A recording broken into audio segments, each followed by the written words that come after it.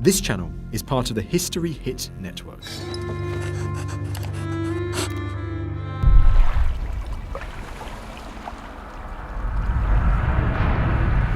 This is a story about the people who came sailing across the ocean. It's a story about a long and perilous journey of upheaval, which came to change populations and influence politics, trade, culture, religion, and entire societies. It's a story about the Vikings and how they transformed the world.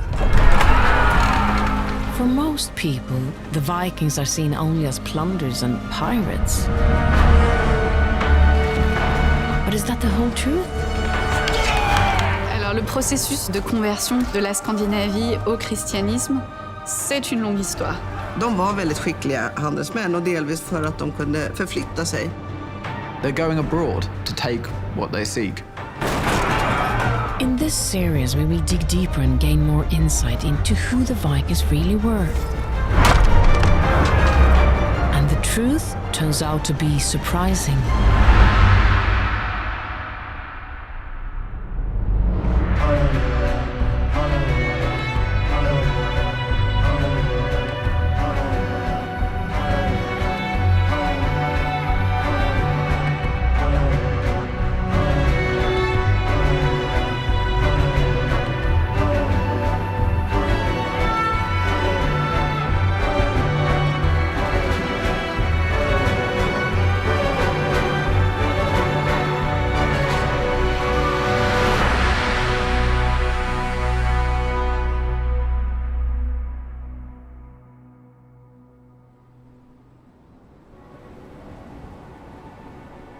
In the late 8th century, the Vikings started appearing along the coast of Europe. With their longboats adorned with dragon heads and loaded with well-armed warriors, the Vikings soon became infamous for their swift and brutal raids. Initially, they mainly targeted monasteries, pillaging them for gold and silver. The monks, whose only weapon was their Christian faith, were an easy prey and would seldom be spared the wrath of the Norsemen. Over the years, the Viking strategy changed. They were not only brutal warriors, but also skilled diplomats, not afraid to mix with powerful rulers who wanted to create a new Europe. In fact, the Vikings would reshape several European countries. One of these was Francia, a kingdom that we will come back to over the course of this series. But why did the Scandinavians set sail across the seas and become pirates? In order to answer this, we must go back to a time before the Vikings' journey into Europe. To 6th century Scandinavia.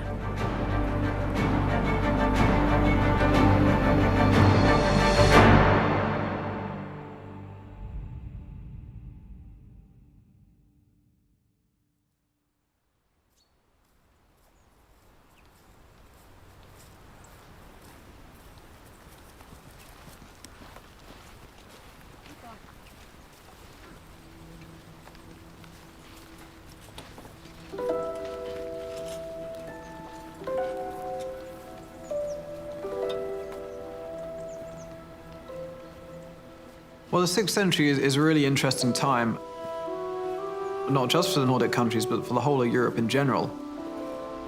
It's the period following the collapse of the Roman Western Empire, and characterized to a great extent by political instability and turmoil, conflict, and also large-scale human migrations. And it's that aspect of the period that lends its name to how we characterize this time, which is often as the migration period.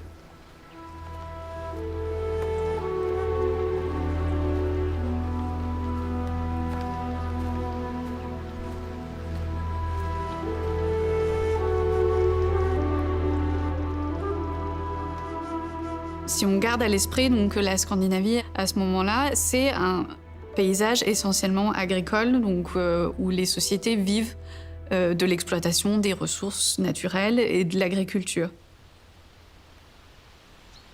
The resources needed for survival existed. But still, for some reason, the people of Scandinavia migrated. There are very many various political, social factors that would contribute to all of this, but there is a suggestion now that part of this might be linked to some kind of climatic event that takes place around the mid 6th century.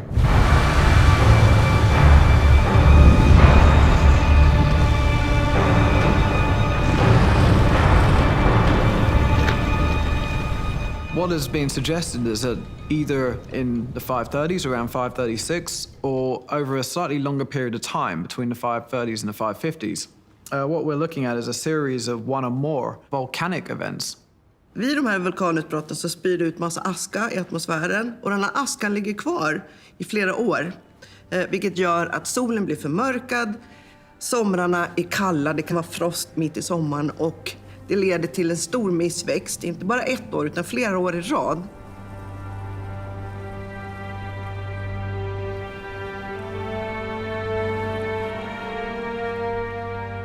And in the early medieval world, you know, a couple of bad years of harvest would be enough to really enforce some quite dramatic changes. Först så dör djuren och man har ingen mat och sen dör människorna. Och 541 och några år framåt så vet vi inte riktigt hur många som dog, men vi antar att det har dött kanske mellan en tredjedel och hälften av befolkningen, både nere i Europa och här uppe i Skandinavien. Det här blir ju en fruktansvärd omställning för dem som överlever det här.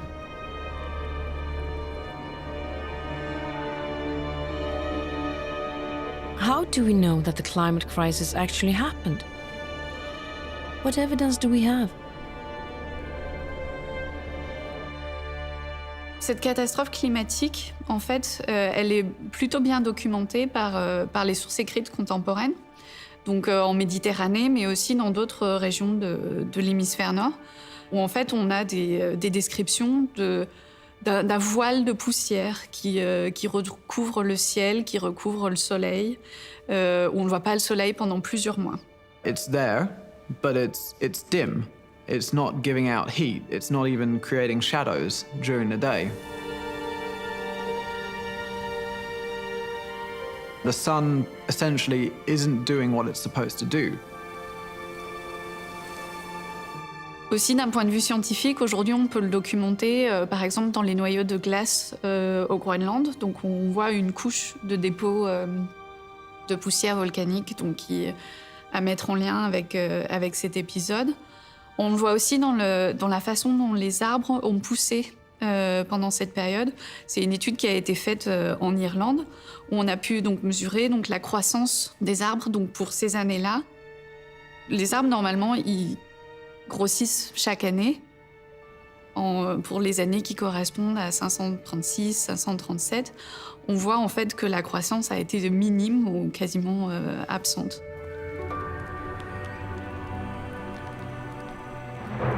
Vi kan också se det arkeologiskt till exempel genom att det är många byar som blir övergivna. Det är stora gårdar som alla flyttar från. Det finns ingen som bor där.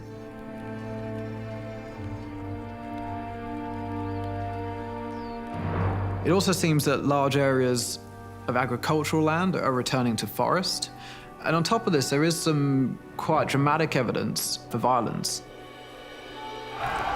As we can tell from the archaeological evidence, we see certain settlements, they seem to have been attacked, sometimes burnt down.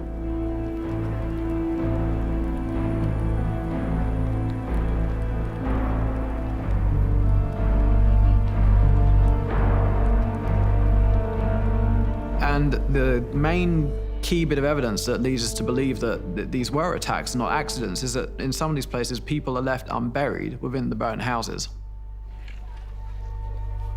It is believed that around the year 580, more than 1 million people may have lived in Denmark, Norway, and Sweden. Of these, perhaps 300,000 or 400,000 would suffer an early death because of the climate crisis. It seems that powerful landowners used the climate crisis to brutally seize even more land and resources from rival villages and families. It could be said that the power struggles that took place during these years transformed the society's ruling class. After the immediate crisis, it's more than 50 years before the dust in the atmosphere clears and the temperature returns to normal. Soon the population starts to grow again. However, Scandinavian society has changed. S'il y a une catastrophe climatique de ce genre-là, ce qui veut dire que les productions agricoles vont être limitées pendant plusieurs années, ce qui veut dire par conséquent des famines qui vont toucher ces populations. Donc ça ne veut pas dire forcément que des populations dans leur totalité qui vont disparaître, mais qui vont du moins éprouver un stress très important, donc justement pour l'accès aux ressources.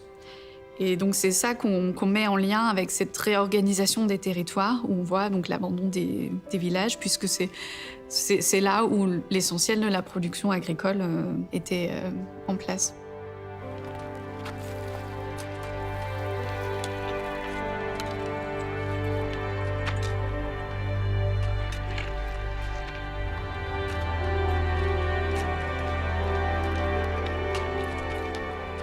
De som till slut överlever de här katastroferna, de växer fram i en ny värld där det plötsligt inte är trångt, det finns inte alls lika många människor. Det finns övergivna gårdar och byar. Basically, you have large tracts of land that can then be snapped up, essentially by those who are seeking to preserve their lives and preserve their status.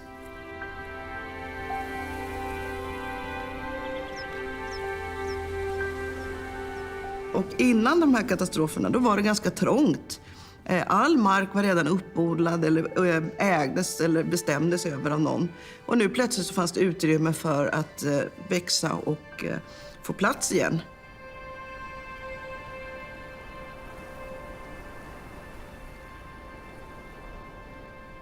It seems to be much more hierarchical, in which power is to a great extent based on the ownership of land and territory.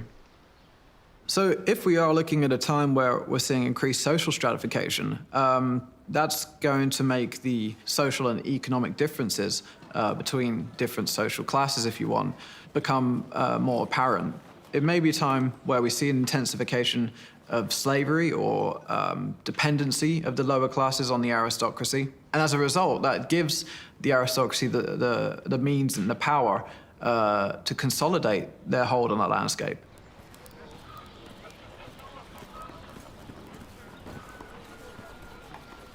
But as well as this, we also have, if we have increasingly stratified societies, and people's roles might become more defined. Of course, Scandinavia, like other early medieval societies, they're essentially subsistence societies. People need to produce what they need to live. So agricultural practices are incredibly important, as are all kinds of production processes that take place within the household to produce what people need to live out their daily lives.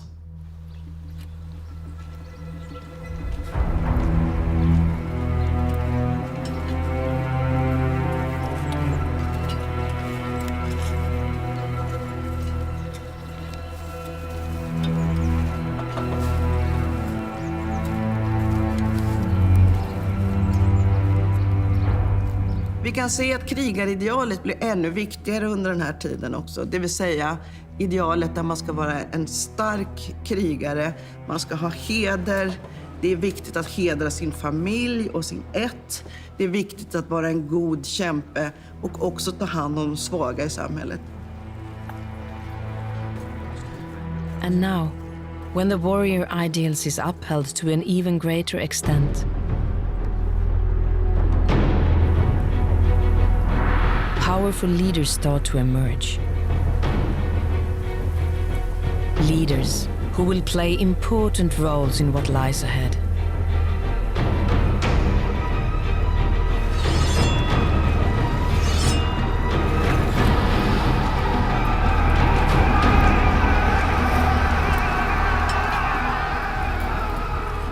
Societies are becoming increasingly militarized.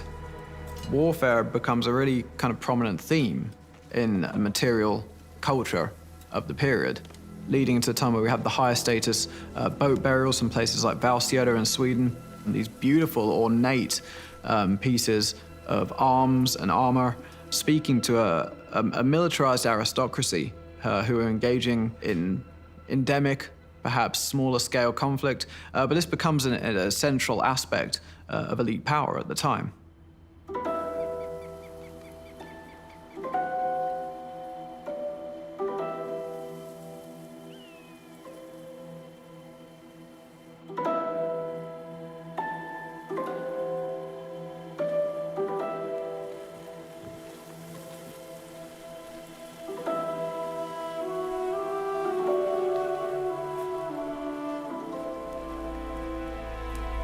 Kvinnorna på den här tiden hade det ofta förhållandevis bra.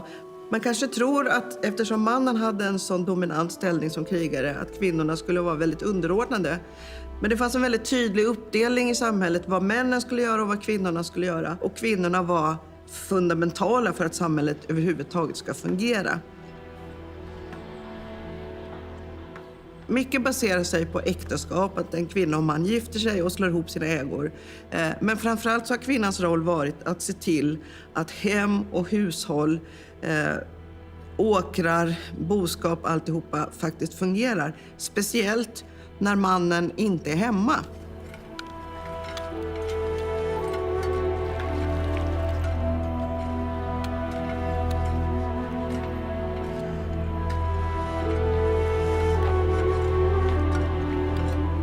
När en kvinna och en man gifter sig, då får kvinnan med sig en stor hemgift. Och om de bestämmer sig för att skiljas, vilket var möjligt på den här tiden, så får kvinnan med sig sin hemgift som sin egen egendom.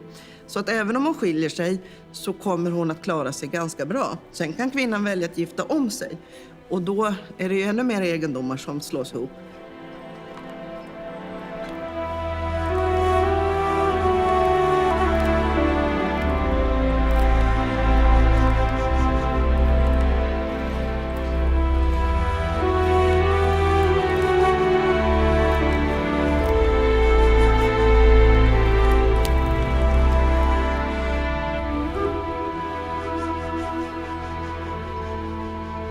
Women served a particularly important role as craft specialists, especially in the process of textile production, which during the Viking Age would have ranged from producing everything from, in addition to the everyday items that a family needed to survive, you know, their clothes, for example, but also traveling clothes.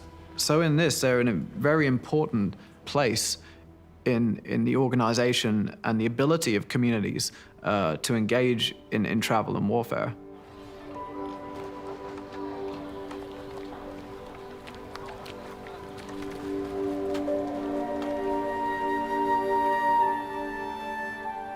Et c'est une question pour le Moyen-Âge en général qui a été débattue. Est-ce qu'on avait une conception de l'enfance qui est la même que la nôtre? À partir de quel âge on devient adulte et quels sont les rôles de l'enfant?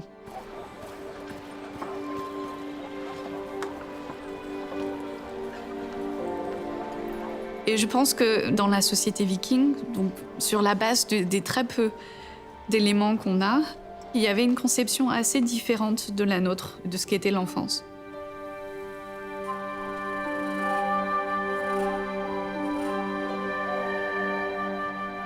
On a des jouets préservés pour la période viking, des jouets en bois, des petits modèles de chevaux, de bateaux, d'épées en bois, ce genre de choses.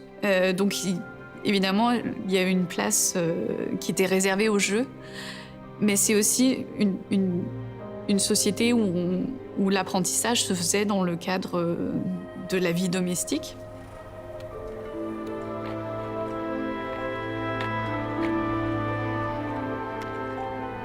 It's quite possible that in many ways they were simply perceived from quite an early age as just kind of small adults, in that they would take on the same roles as their family members before them, their extended kinship networks and the communities that they lived within. So they would take part in agricultural practices, in cleaning and learning to cook and produce certain craft items. But these roles, again, as they were learned, would probably vary across society. So especially for higher status children, there might have been an element of training in warfare to become a professional or at least semi-professional fighter. And looking at, what's happening in the period, that would be quite an important skill.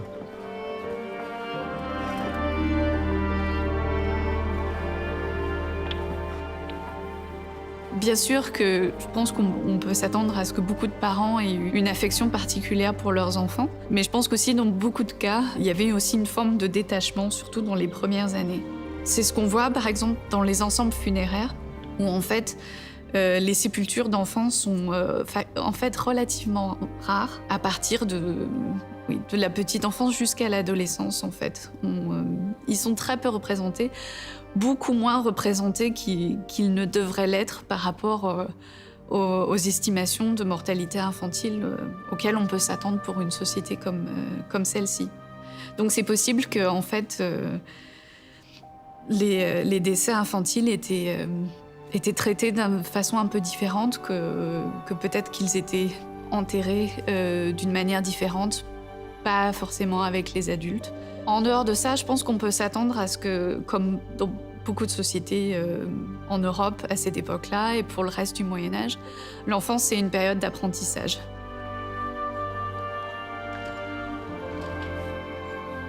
And from quite what we would call a young age, perhaps in the mid-teens, children living in the Viking age might have actually started to participate in overseas travel and perhaps raiding. And this would be part of their continuing education, as it were, in warfare and travel.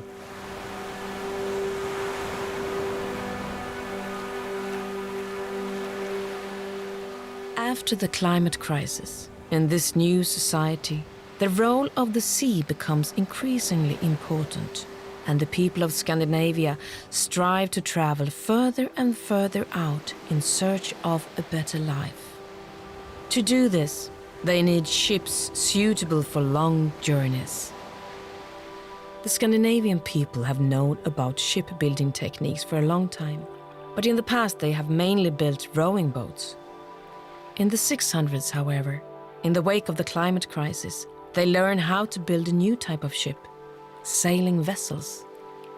För att kunna genomföra såna här resor över havet med stora skepp så krävdes det 3 saker. Man måste behärska tekniken att bygga skeppen. Man måste ha en social organisation som gjorde det möjligt att bygga skeppen.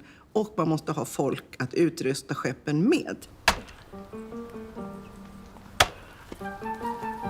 Despite having known about sailing vessels earlier, through their contacts with the Roman Empire, the Scandinavians didn't copy these, but instead built their own type of ship, one more suited to their needs.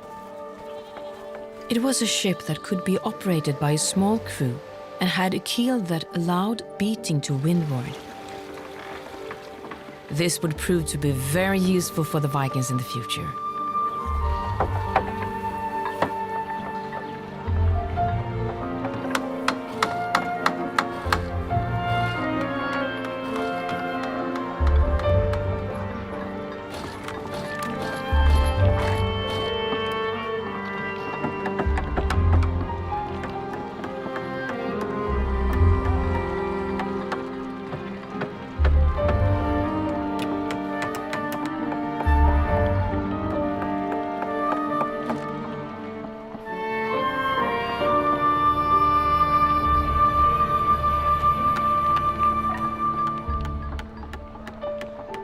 Even though the men built the actual ships, the women in Scandinavian society also played a vital part. Un des éléments les plus importants de la navigation à la période viking, c'est la voile. Donc déjà la fabrication de la voile en elle-même, c'est toute une entreprise.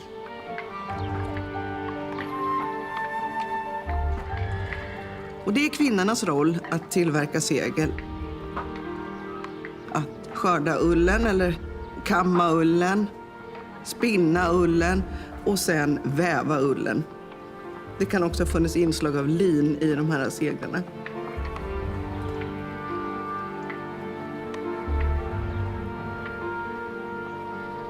C'est des centaines d'heures de travail pour plusieurs personnes. Donc la voile en elle-même, c'est un des produits sans doute les plus coûteux par rapport à la fabrication d'un bateau. Och varje skepp hade förmodligen ett par segel under sin livstid. De tog ju slut eller gick sönder. Experimental archaeology has shown that just to produce, to spin and weave the wool needed for a single sail would take someone working on their own years of full-time work. What this implies is that there had to be a level of production among these societies that actually, in all likelihood, far exceeded the kind of standard subsistence demands that were made on them during everyday life.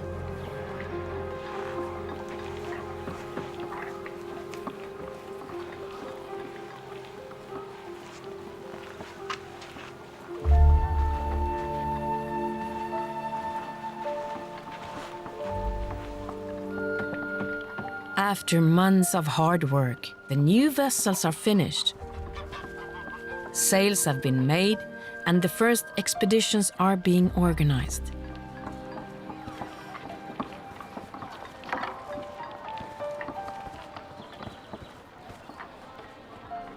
On n'a pas beaucoup d'évidence textuelle pour le début de la période viking. On est un peu mieux informé pour la fin de la période viking, où en fait, on voit que ces expéditions, en fait, elles étaient préparées collectivement, où c'est souvent un regroupement de personnes qui sont des partenaires dans cette entreprise.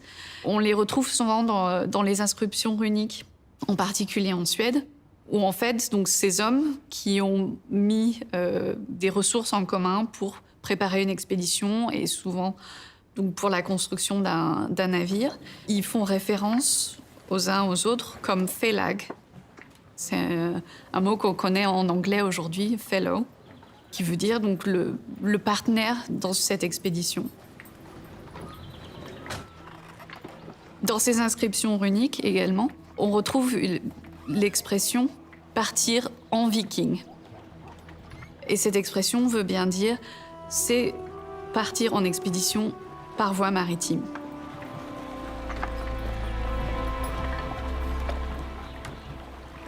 Elle peut avoir des caractères assez différents. Ça peut être une expédition plutôt à but commercial ou plutôt à but militaire. C'est pas forcément distingué, du moins dans le langage. Mais c'est, de manière générale, sur quoi ils insistent, c'est une décision collective de mise en commun de ressources pour la construction d'un navire et pour partir en expédition ensemble.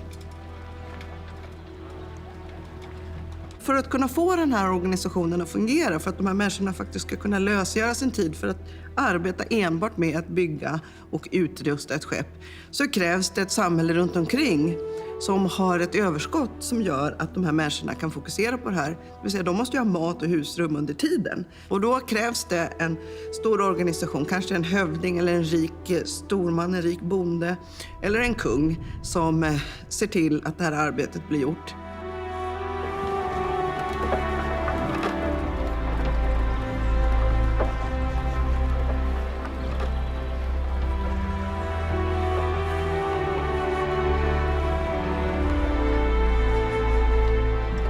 But as well as this, you need a crew. You need someone to operate these vessels, and when you reach your destination, to do what it is you need to do.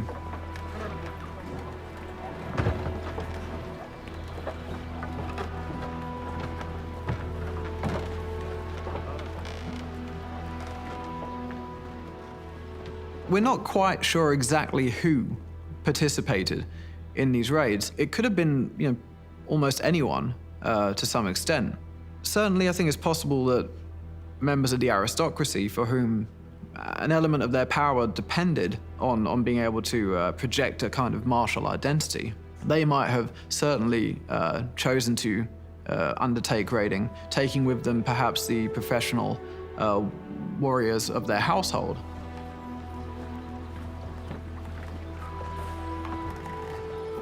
But in addition to this, if you need to think about equipping a ship with 30 to 40 or perhaps more individuals, you might take with you members of the local farming community. So essentially, we might refer to them as kind of part-time Vikings, for whom their daily life was consumed by agricultural work and, again, subsistence. But during certain seasons of the year, there might be the opportunity to increase your status and your wealth by joining one of these expeditions. And especially during the early Viking Age, the period where we see the first raids, I think it's likely that these ventures were organized probably more at a community level, with relatively small numbers of people and small numbers of ships, which is why we see them generally attacking quite small targets. With their new ships, the Scandinavians could finally set sail across the seas in search of fortune and a better life. They were now able to reach more distant places than ever before.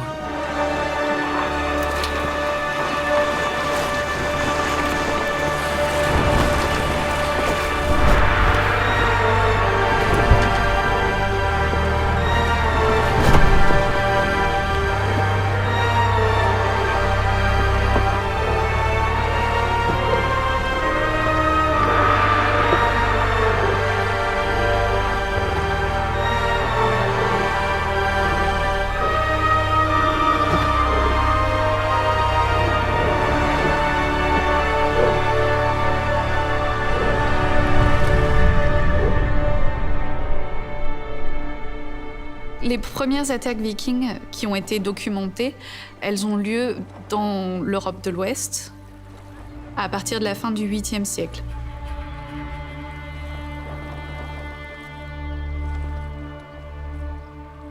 Donc ces premières attaques vikings, elles se concentrent donc en particulier dans les îles britanniques, sur les régions côtières et ont tendance à s'intéresser en particulier aux monastères.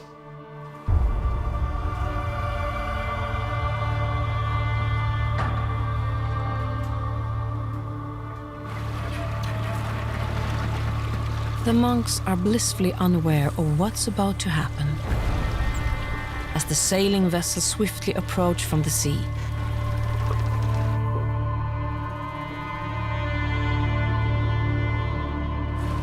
Raiding the shores, the Vikings prove just how efficient their ships are.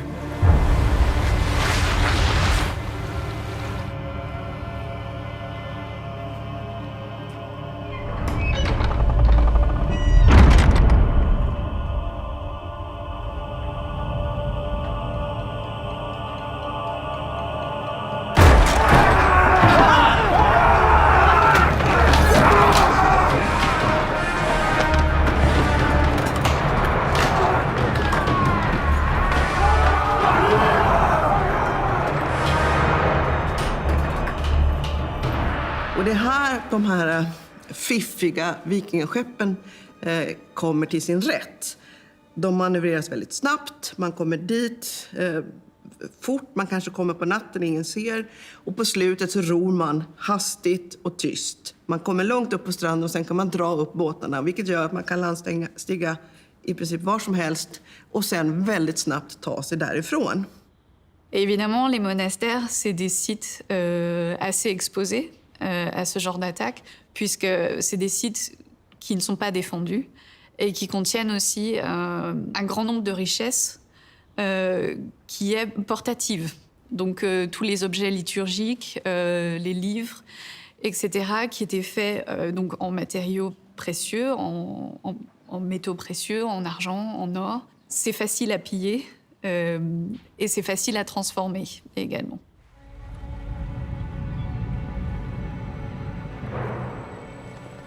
Den mest kända vikingaattacken är den som hände i Lindisfarne på engelska östkusten 793 i juni.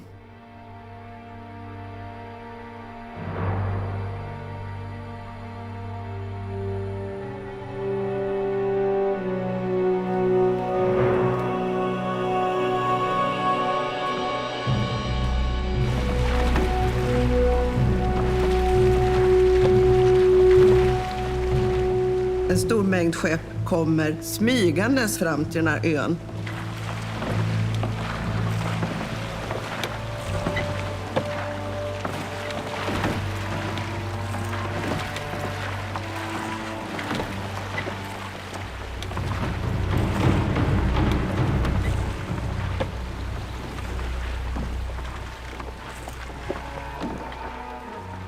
På ön så ligger ett kloster och de som bor i det här klostret de känner sig så skyddade för att de bor på en ö i havet som bara är tillgänglig från land korta stunder om dygnet när ebben är som lägst.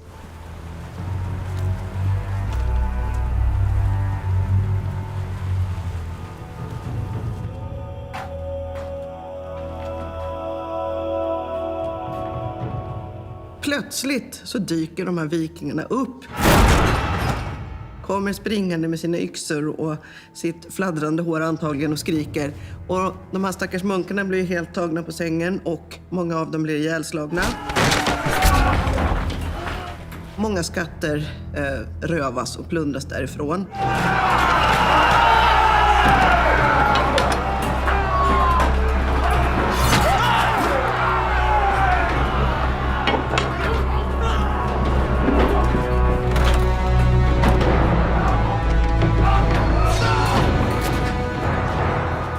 Det sägs att de hinner gömma några av de viktigaste föremålen, men stora delar av klostret plundras och man tar med sig det här på sina skepp och tycker att man har gjort ett väldigt gott byte.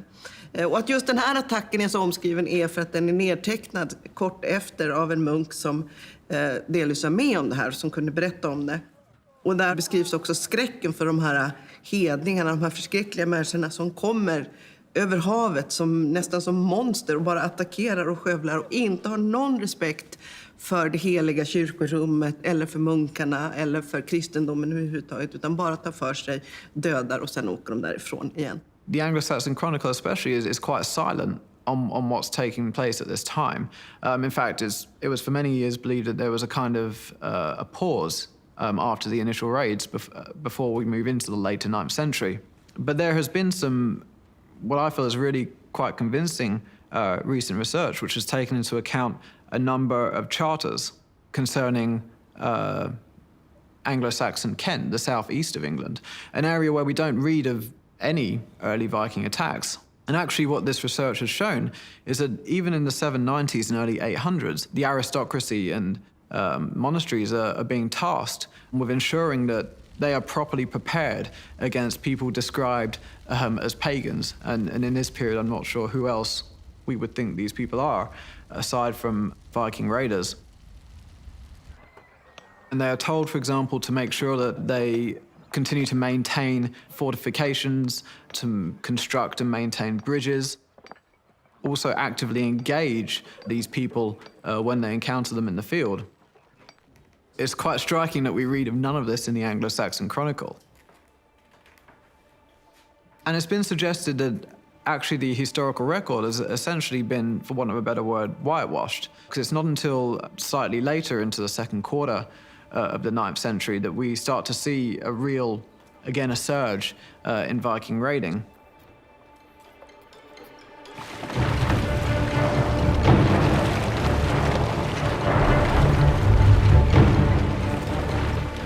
The Vikings have often been described as pirates, violent pillagers who spread fear and terror as they set out along the coasts of Europe in their longships.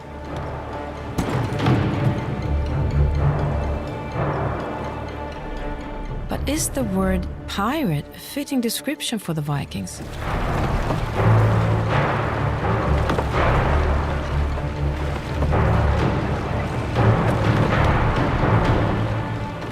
When we look at the available sources from Western Europe, we see Viking raiders and raiding parties being portrayed as incredibly brutal and unsophisticated groups.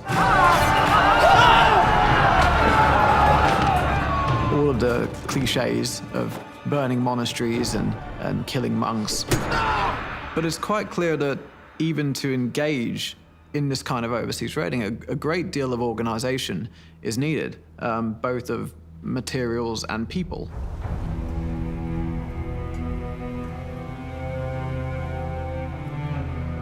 Pirater är en grupp plundrare som lever på sina skepp och som lever helt utanför lagen. De är laglösa. De tillhör ingen social organisation. De följer inga sociala regler. Vikingarna däremot, de kom från ett stabilt socialt sammanhang. De hade sina hemländer, sina gårdar, sina hövdingar. de hade en stabil organisation i ryggen. Bon, à ça, il faut ajouter tout un tas de nuances importantes, puisque donc le fait de partir en expédition viking, ça n'était pas uniquement dans le but d'attaquer et de piller d'autres personnes, ça peut aussi être comprise comme une expédition à but commercial. Mais ce qu'on voit aussi, ce qu'on inclut dans le phénomène viking, c'est aussi une expansion qui a un but colonisateur. En fin de compte, c'est de s'installer. Ce n'est pas uniquement de piller à court terme. Det enda de gör är att de kommer på ett nytt sätt att skaffa rikedom. Plundra genom att landstiga, gå till attack och sen åka iväg igen i sina skepp. Och det ingår i den sociala kulturen att man kan göra på det sättet. Och det är inte på något sätt laglöst. Även om det kan uppfattas laglöst i det landet som man anfaller. Men för vikingarna själva så var det här helt normalt och låg inom det normala.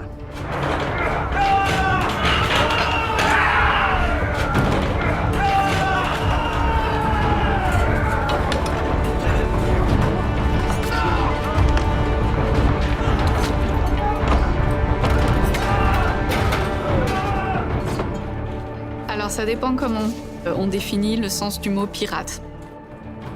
Évidemment, si on définit le terme comme une bande armée qui dispose d'un navire et qui se sert de ce navire pour attaquer et piller d'autres personnes, des villes ou d'autres navires. Dans ce cas-là, oui, ça correspond assez bien si on définit le phénomène viking de façon aussi schématique.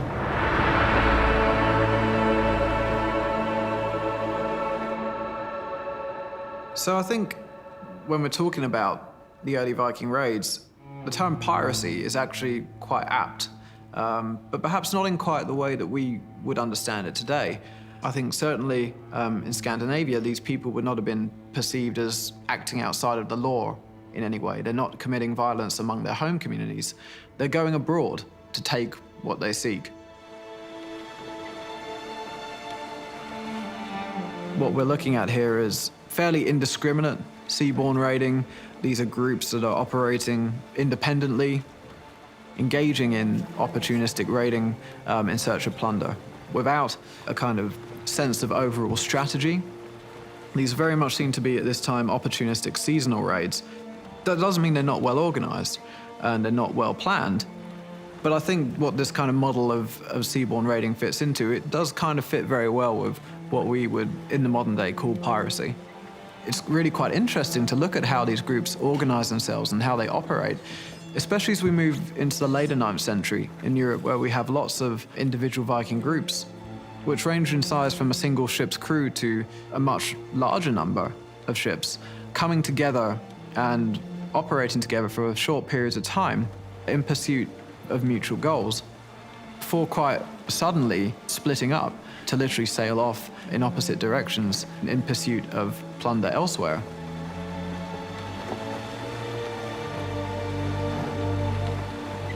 And so I think in doing this and in trying to not directly compare, but to construct analogies between these groups, I think that offers quite a lot to how we understand these Viking groups and what they're doing overseas.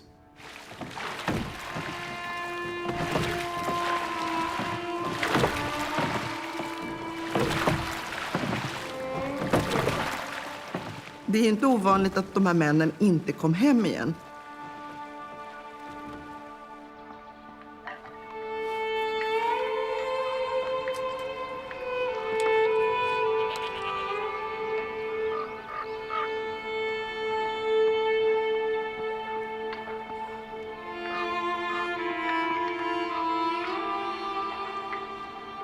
Man kan se att änkor har rest stenar över sina män som har rest ut och sen blivit dödade och inte kommit hem.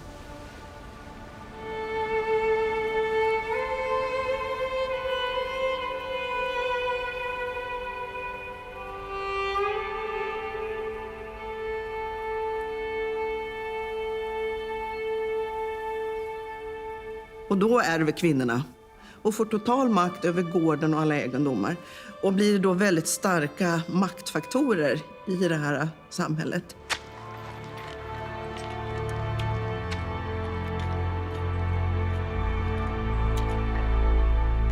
När männen försvinner ut på resor, då är det kvinnorna som tar över. Och då krävs det en organisation som baseras på kvinnorna som gör att samhället faktiskt fungerar även utan män.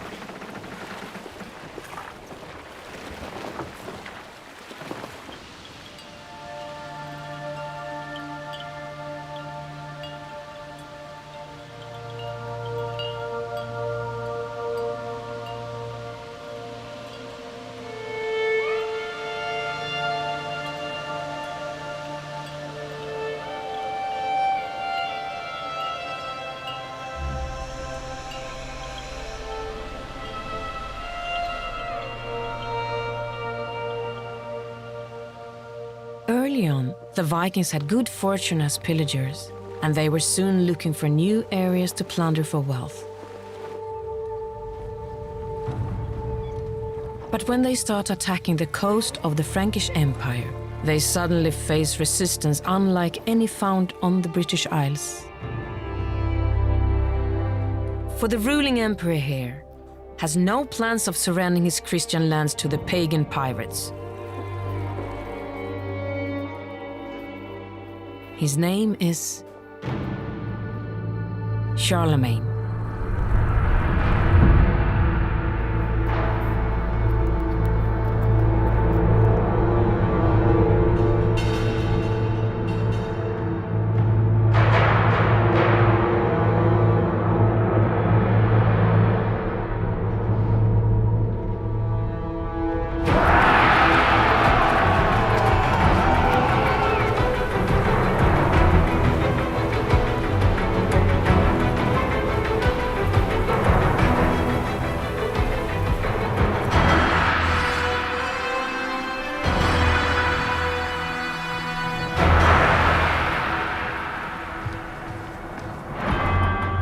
A great climate crisis in the 6th century was one factor that changed Scandinavia, leading to long-term transformation of societies and territories, which provided them the opportunity to travel further out and reach easily plundered targets such as monasteries. They had now become Vikings.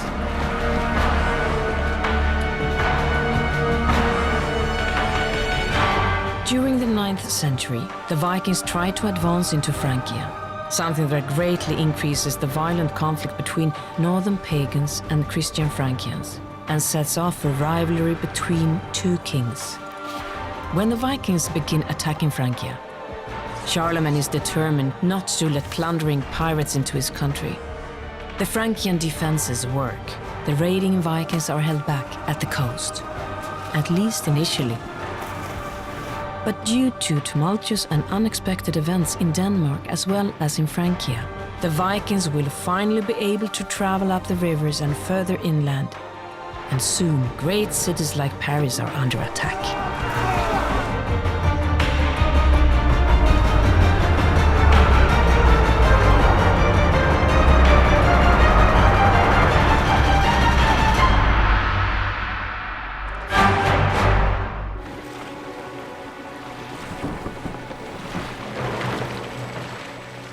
In the late 700s, the Scandinavians set sail across the seas, searching for a better life, looting and pillaging, eventually becoming what we know as the Vikings. Using their longships, the Vikings began wreaking havoc along the coasts of the Frankish Empire, sacking villages as well as monasteries. But even though the Vikings quickly became notorious for their violent raids abroad, their first attacks on the Franks were not very successful. The Frankish defenses built by Charlemagne were simply too effective, and the Franks were able to prevent the Vikings from sailing up the great rivers and advance further inland. So how were the pagan Vikings able to push into Christian Francia? In order to answer that, we have to find out more about Charlemagne and what happened during the very first Viking attacks on Francia.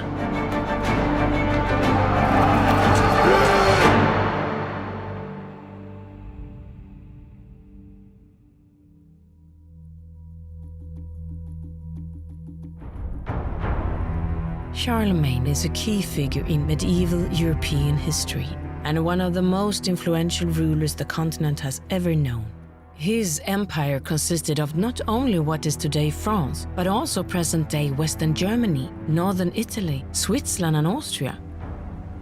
So the Emperor Charlemagne was an incredibly powerful ruler, and during his reign he greatly expanded the borders of his empire into the north, towards the area of southern Scandinavia, what we now refer to as Denmark. Han var väldigt angelägen om att sprida det kristna budskapet och att ena riket. Och det togs inte väl emot av en del av vikingarna för att de hade ju sina trosuppfattningar. De ville inte bli pådyvlade någon kristendom av någon annan bara för att han var kung. Vad man trodde på, vilka gudar man trodde på, det var ofta var och ens ensak. Det var ingenting som en överhet hade med att göra.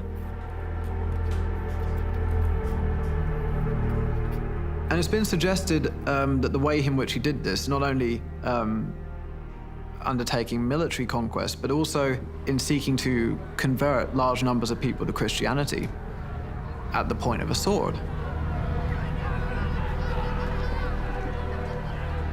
which is even suggested to have resulted in large-scale massacres.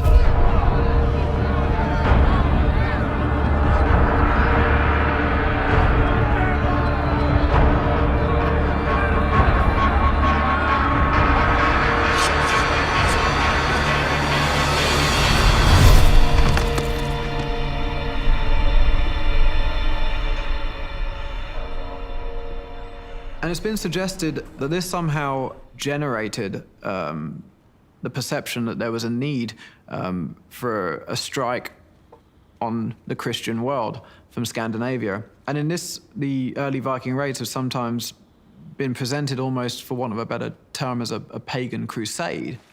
And I certainly don't feel that this was such an important factor in that sense. What we have happening at this time in Scandinavia is that society is changing greatly, and there is a number of social and political, economic and ideological factors at play here. But I'm not sure that Charlemagne's actions in expanding his empire really did provide the primary impetus for these raids.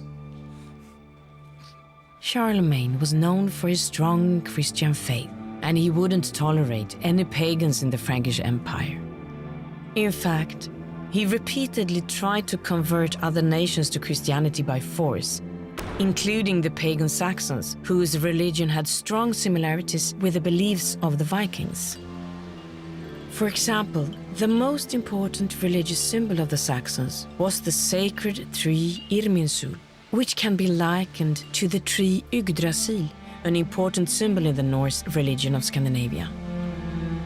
Et la Frise était déjà à cette époque en lien assez étroit avec le Danemark, à travers les échanges commerciaux en particulier. Donc c'était un voisin très proche du sud de la Scandinavie.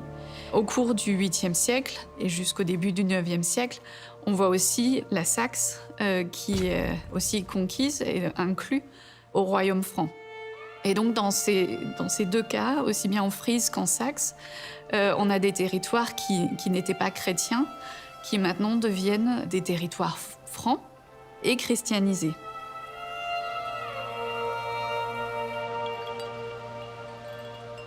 For a long time, the Frankish Empire had suffered constant raids from the Saxons. But around the year 772, Charlemagne decides to strike back and attacks Saxony. This time, he doesn't only want revenge. He wants to force the Saxons to convert from their pagan beliefs to Christianity, once and for all.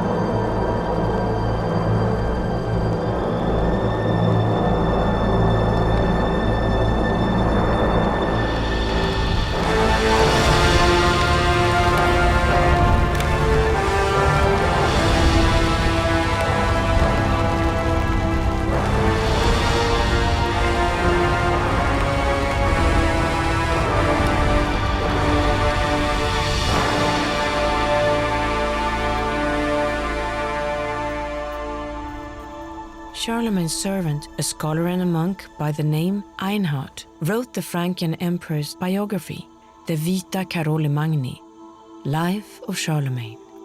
In this biography, Einhard writes, "The last war that Charles undertook was against those Northmen who are called Danes, who first came as pirates and then ravaged the coast of Gaul and Germany with a greater naval force." He was of course talking about the Vikings.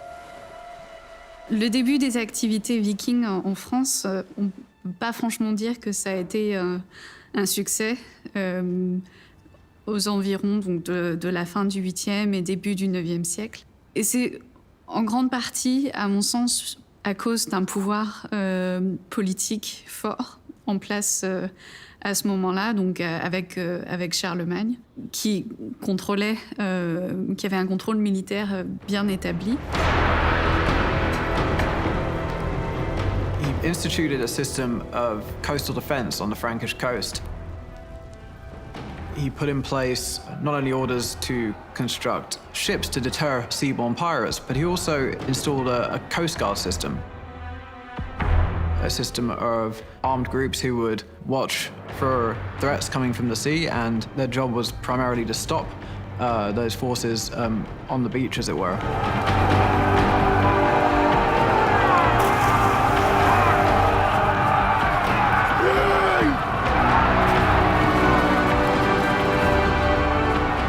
At the beginning of the 9th century, the system seemed to work quite well. In 820, we have a fairly small Viking raid on the Frankish coast. The Vikings make several attempts to enter Frankish waterways, to plunder, and each time they are thrown out, essentially, by this Frankish coast guard.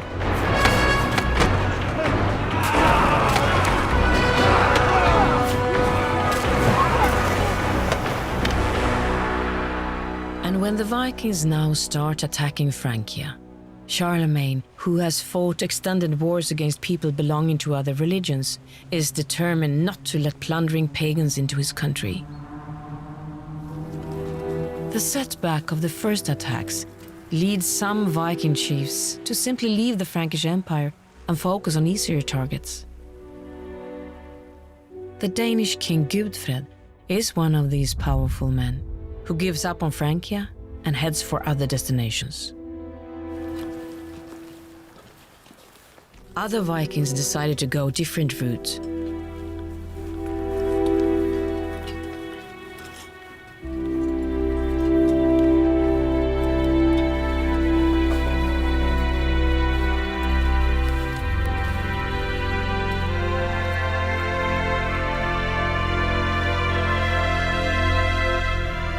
Gudfred's younger brother Halvdan, for instance, chooses not to follow his brother's example and instead aligns himself with Charlemagne, becoming the Danish envoy to the Frankish emperor.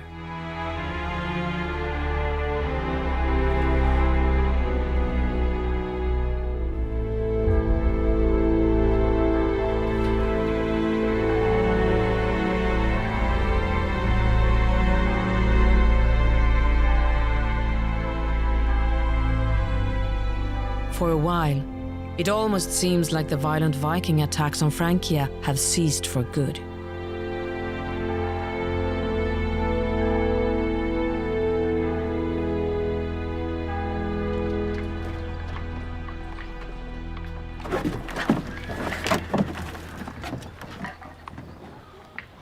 During this time, the Vikings quickly become known in Europe as bloodthirsty pirates, pillaging and looting whenever they are able to.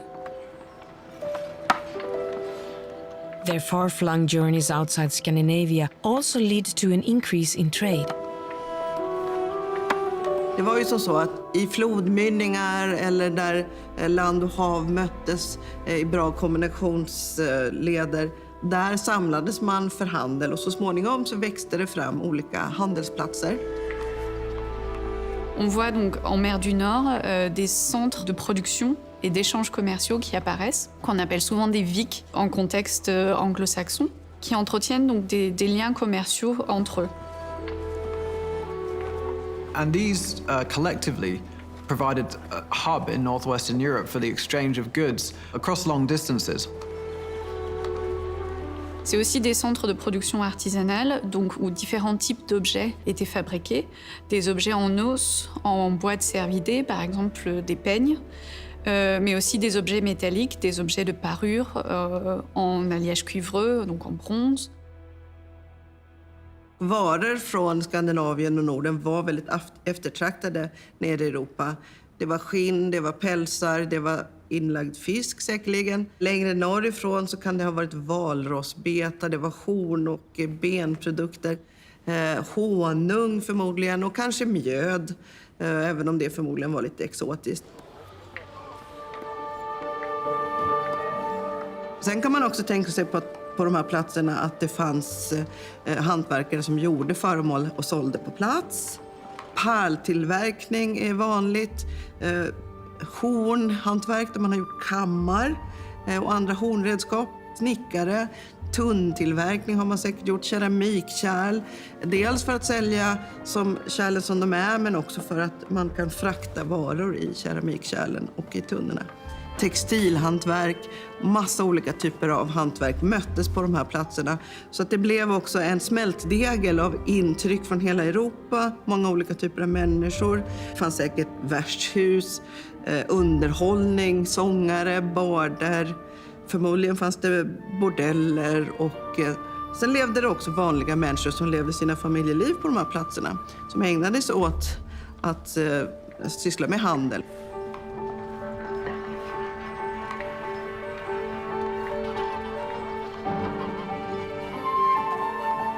Donc, en lien avec ces différentes productions artisanales, il y a un besoin d'avoir accès et de produire des matières premières donc, qui sont indispensables à ces productions. Ce qui implique en fait que les réseaux d'échange, ils ne constituent pas seulement des réseaux commerciaux, mais aussi des réseaux de distribution de ces ressources. Et c'est quelque chose qu'on voit bien apparaître en Scandinavie déjà au 8e siècle, où des matières premières sont importées, par exemple, de Norvège au Danemark pour la fabrication de certains objets.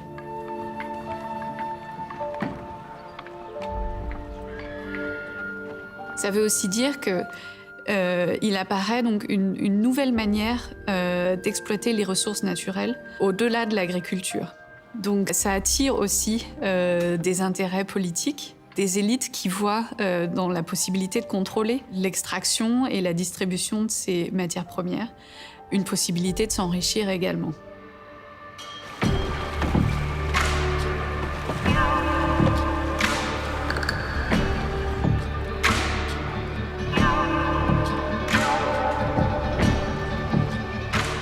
Raiding also gives the Vikings access to another product, one that they buy and sell at various markets.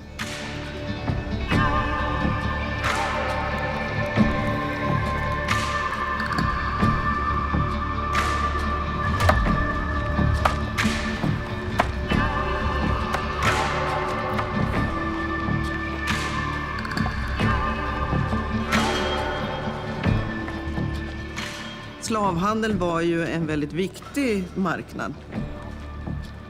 där man kunde få tag på både skickliga hantverkare, vackra kvinnor, män som hade kunskaper som man kunde ha nytta av, till exempel läskunniga, kanske präster och munkar, som kunde hjälpa en kung eller en hövding att bli mer lärd eller få bättre anseende. Också få kunskaper som de vanliga människorna inte hade. Att ha kunskap som inte är allmänt känt, det är också en källa till makt. Och det kan man få genom att skaffa sig rätt slags slavar med rätt slags kunskap. De här handelsplatserna, de var riktiga knutpunkter både för utbyte av varor, av idéer, och de har varit maktfästen också som det har varit viktigt att ha kontroll över. I förlängningen så kan man också tänka sig att man har betalat skatt till de som äger de här platserna. För att få komma dit och handla så måste man betala en skatt för att sätta upp sitt stånd. Och det är också en väldigt bra inkomstkälla då för en lokal hövding eller en kung att kunna få konstanta intäkter från en sån här plats. Visitors to these trading posts are mainly engaged in peaceful trade, and as the buying and selling of various goods increases, the trading posts grow rapidly, as does their political significance. They soon become centers of political power and important strategic points to control. As a result, the conflicts between the Vikings and the Franks flare up once again. In the year 808, the great trading post of Rerik is suddenly attacked by the Danish king Gudfred. Rerik était situé dans une région qui, au 8e siècle et début du 9e siècle, était contrôlée par un peuple slave, les Abodrites. Et en fait, dans le contexte des guerres entre les Francs carolingiens et les Saxons, les Abodrites étaient alliés aux Carolingiens. De son côté, au Danemark, on a le roi Godfred, qui lui est plutôt associé aux Saxons.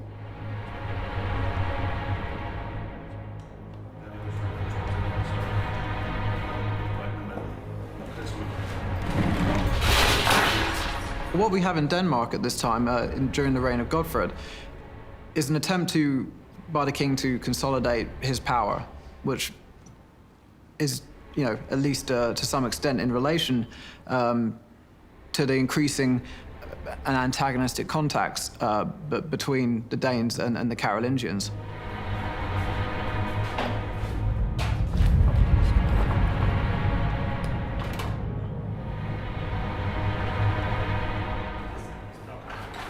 Donc on connaît par les sources écrites franques, qui donc décrit donc pour cette année en 808, donc le roi Godfred fait détruire l'emporium de Rerik.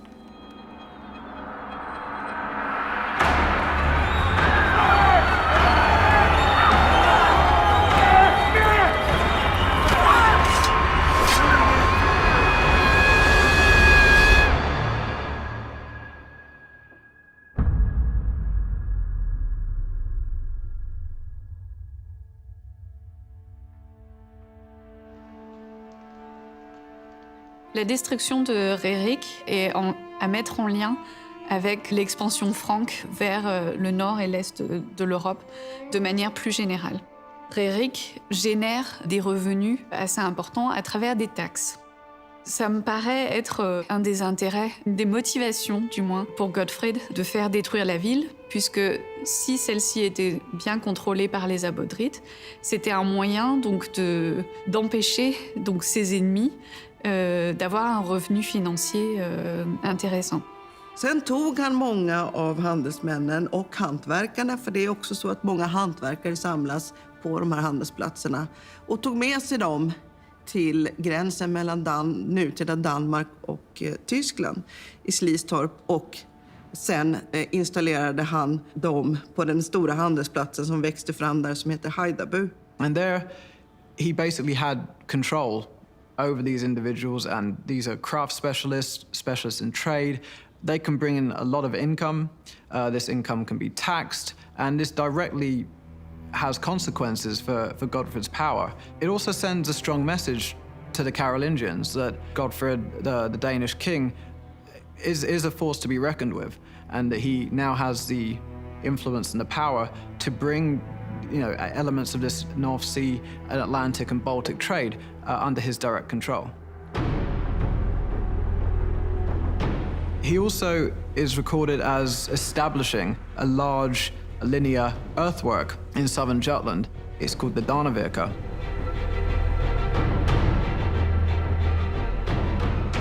En lång palissad som var 3 mil lång, som då bestod av förmodligen träpålar och också diken som har gjort att det ska vara svårt att anfalla den här platsen. In all likelihood, according to the archaeological evidence, this monument was already in existence during Godfred's reign, so what he probably did was refortify it. But nonetheless, that indicates that he must have had extensive control, not only over a significant pool of resources, but also a pool of labor. So from this we can infer that certainly within Godfred's sphere of power, there was certainly a degree of centralized political power, allowing him to draw on his various subordinates and likely large numbers of the general population as well.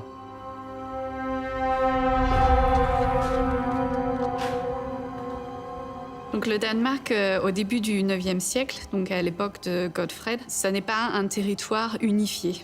Ce n'est pas le royaume du Danemark comme on le connaît aujourd'hui, ou comme on le connaissait aussi au Moyen-Âge, avec des frontières bien définies et un seul roi qui gouverne l'ensemble du territoire. À ce moment-là, en fait, il faut plutôt s'imaginer des entités politiques régionales dans l'ouest et dans l'est du Danemark, qui étaient sans doute assez souvent en conflit entre elles, même si on n'a pas de source évidente pour ça. Ce qu'on voit surtout, en fait, c'est les conflits autour de Godfred et des prétendants au trône qui, sans doute, étaient concentrés dans la partie ouest du Danemark, dans la partie du Jutland.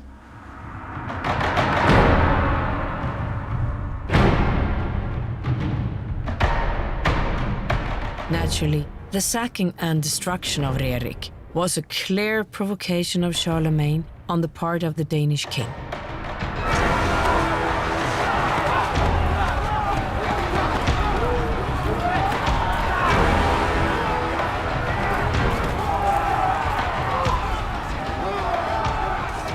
Peace negotiations were held between the two sides, but in the end they came to nothing.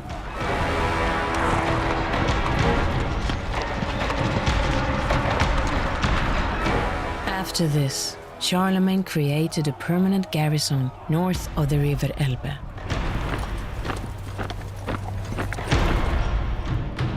He planned to retaliate, and when the Danish king brought hundreds of ships to raid the Frisian coastline, Charlemagne gathered his forces to strike back.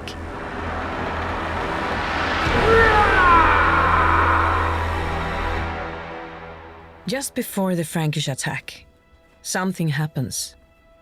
Charlemagne is reached by a messenger.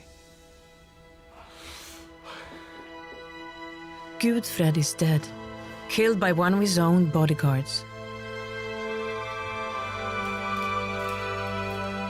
When Gudfred dies in 810, Denmark is torn by severe internal strife, as the Danish elites are drawn into a power struggle for the Danish crown. But the Danish conflict are nothing compared to what happens when the great Frankish emperor dies. Just 4 years later, in 814. He had ruled France for 46 years, and during his reign he created a strong Christian empire, well equipped to deal with the Viking threat. What would happen now when he was gone? Efter att Karl den store hade dött så tog hans son Louis den fromme över, och han hade 4 söner. Och han ville att alla sönerna skulle få en del av kungariket, även om de inte fick lika stora delar. Så han försökte dela upp riket mellan sina söner. Och det förstår man ju själv, direkt att det leder till problem. Så när han dog så blir det inbördeskrig mellan de här bröderna som alla vill ha tillgång till tronen och gärna en så stor del av landet som möjligt. Resurserna i Frankrike fokuseras på att slå ihjäl varandra, inte att försvara sig och vara beredd på att det ska komma vikingar utifrån och attackera. L'instabilité qui apparaît sur le continent, donc par rapport à la succession après Louis le Pieux, ça ouvre en fait une brèche dans ce système de défense qui était auparavant plutôt bien établi. Donc déjà après la mort de Charlemagne, ce système de défense n'est pas maintenu. Donc avec la mort de Louis le Pieux et la fragmentation de l'Empire franc, on voit apparaître donc une période d'instabilité en fait, où les territoires donc, sont restructurés, ce qui veut aussi dire que la coordination militaire qui avait marqué les royaumes francs auparavant, surtout sous le règne de Charlemagne, devient nettement moins efficace.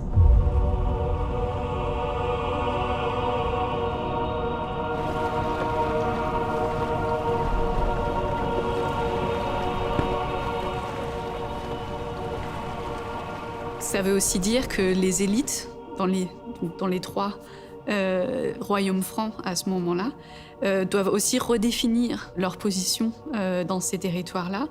Et leur centre d'intérêt, en fait, se retourne plutôt vers l'intérieur et sur les négociations donc, entre les royaumes francs.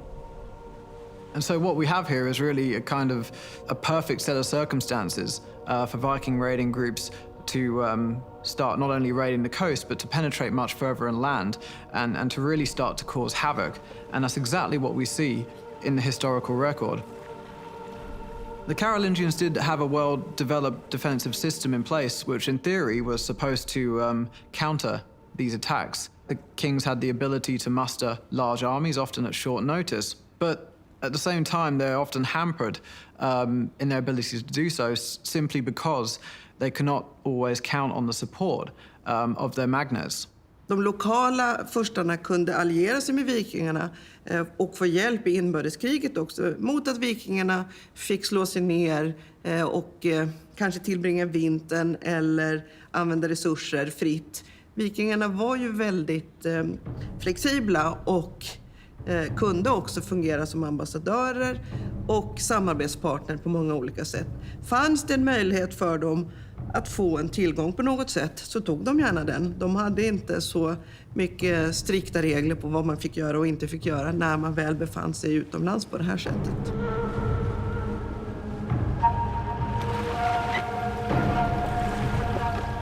Men de lärde sig väldigt fort att i Frankrike fanns det mycket att hämta. Det fanns många rika städer, det fanns många handelsplatser och det fanns många kyrkor och kloster. While the Franks are occupied with the civil war, the Vikings finally managed to push past their defenses and sail up the great rivers. In search of gold, glory and ultimately land, they advanced deeper into Frankish empire than ever before.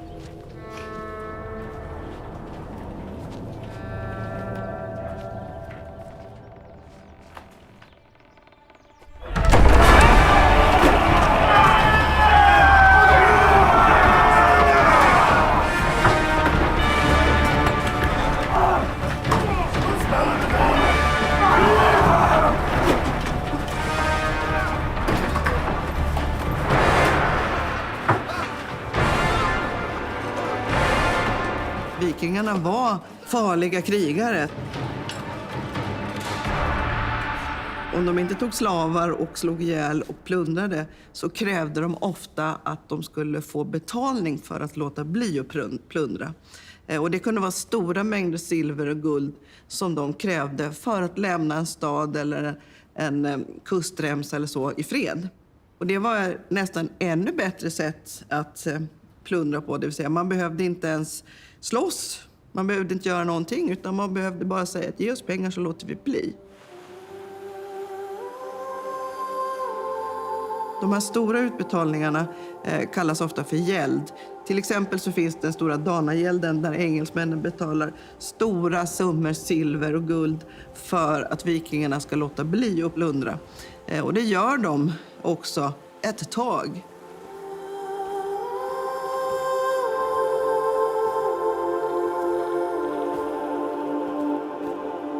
Det kan vara så att de här gälderna har gjort att de har hållit sig borta ett par år, men sen kommer de ofta tillbaka. De här betalar ju. Ja, men då åker vi igen. Det var listigt av vikingarna, kanske inte så listigt i längden av de som faktiskt betalade ut de här stora betalningarna till vikingarna. What we're looking at here is no kind of concerted attempt to extort money or land out of the Carolingians or any other societies that these groups are coming into violent contact with. But rather, these are small groups operating very much within their own interests. I think we need to look at these groups as having their own individual objectives and goals and pursuing them in their own ways, rather than kind of conforming to a general strategy that may not have actually existed within their own minds. In March 845, a large Danish Viking fleet consisting of 120 ships sails up the River Seine to Paris. The new king, Charles the Bald, had tried fighting the Vikings off with his army but failed. Paris had a high city wall dating back to Roman times, and the city had several churches inside the wall as well as outside on the beaches of Seine. 2 bridges led to the city. On the mainland, these bridges were guarded by tall stone towers. The Vikings organized a siege on the city. The Frankian king, Charles the Bald, was eventually forced to pay a large amount of gold and silver as ransom for his city. När vikingarna följde floderna in i Frankrike och skapade allianser med lokala bundsförvanter, med lokala furstar, så fick de också möjlighet till att kunna etablera sig på land, åtminstone periodvis. De behövde till exempel inte åka hem över vintrarna. Tidigare så har det varit så att man åker ut på sina färder på våren. Man plundrar och handlar under sommaren och så åker man hem under hösten och tillbringar vintern hemma. Men genom att man faktiskt kunde övervintra och stanna på land under vintern nere i Frankrike så kom man plötsligt i ett helt annat läge. Man kunde börja fortsätta sitt krigande och sin handel tidigare på våren. Och man kunde också börja etablera relationer med de som faktiskt bodde på platsen. Och det här är förmodligen början till det som vi senare ser när vikingarna faktiskt flyttar till andra platser.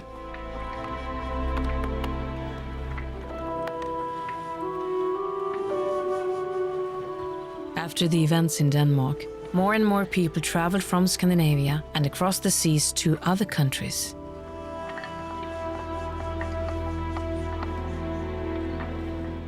It's not only armed men in search of gold and glory who make the voyage. There are also families with women and children, and sometimes the journey can be very long.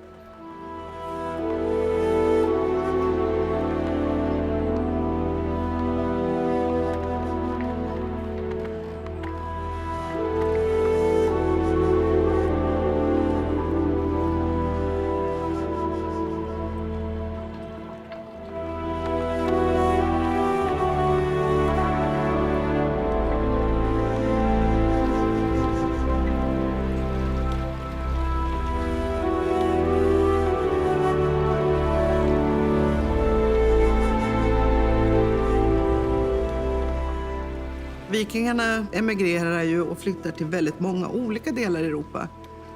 Framförallt norrut på Färöarna, på Island och så småningom också på Grönland. Många landområden tas över eller nyetableras genom vikingarna. De flyttar också till Skottland och till Irland och till England.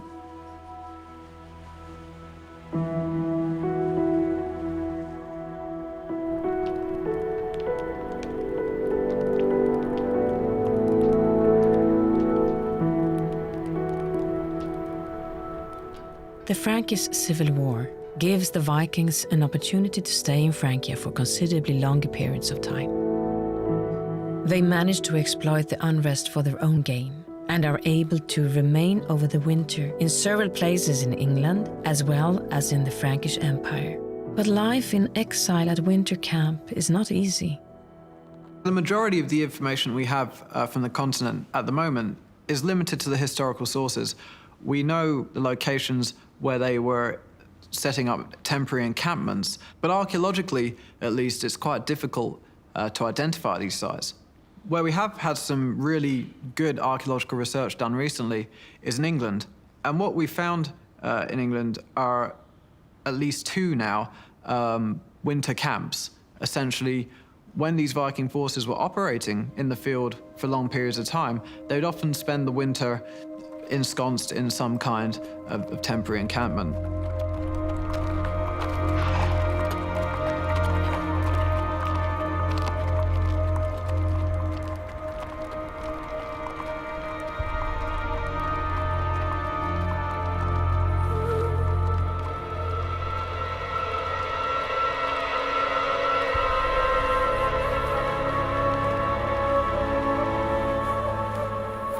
Par exemple, sur le continent, on a donc des campements vikings qui sont installés sur l'île de Noirmoutier, mais aussi sur des îles de la Seine, par exemple Jeufosse, donc en aval de Paris. What we're seeing here are groups that are very different to the early Viking raiding fleets. These aren't just a few crews of individuals operating opportunistically, but rather they're very large, comprising perhaps thousands of people, moving around the landscape for long periods of time. Unlike the early raiders who would raid seasonally, these groups were staying out in what is now France, in England, for years and even over decades of time. What we're not really sure about at this time is what these camps physically looked like.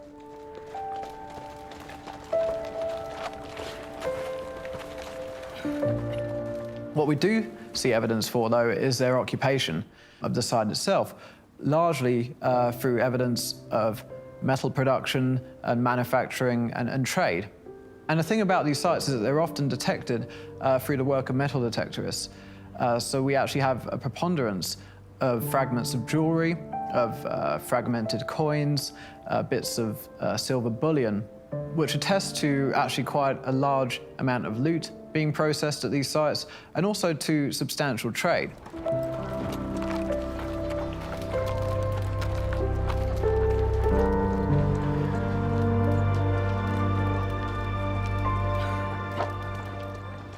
Donc au quotidien, la vie sur ces camps, évidemment, c'est une vie assez sommaire.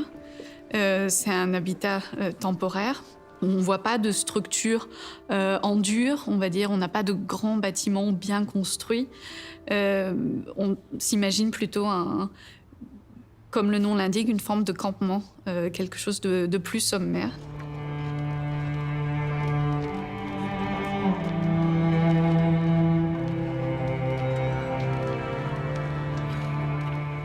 Det är kallt, det är fuktigt hela tiden. Även om man tar på sig många lager ylle, vilket de säkerligen gjorde, hade mycket halm i skorna, så frös de hela tiden. Och när man bor i läger på vintern så torkar kläderna aldrig. Filtarna som man har på sig när man sover, de torkar aldrig. Tältdukarna torkar aldrig.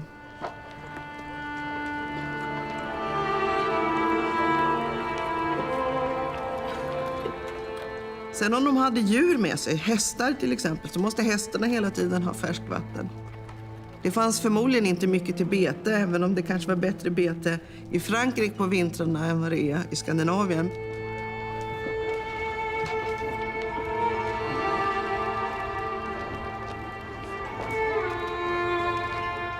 Det var förmodligen en hel del som dog i de här lägren just för att det var så hårda förhållanden.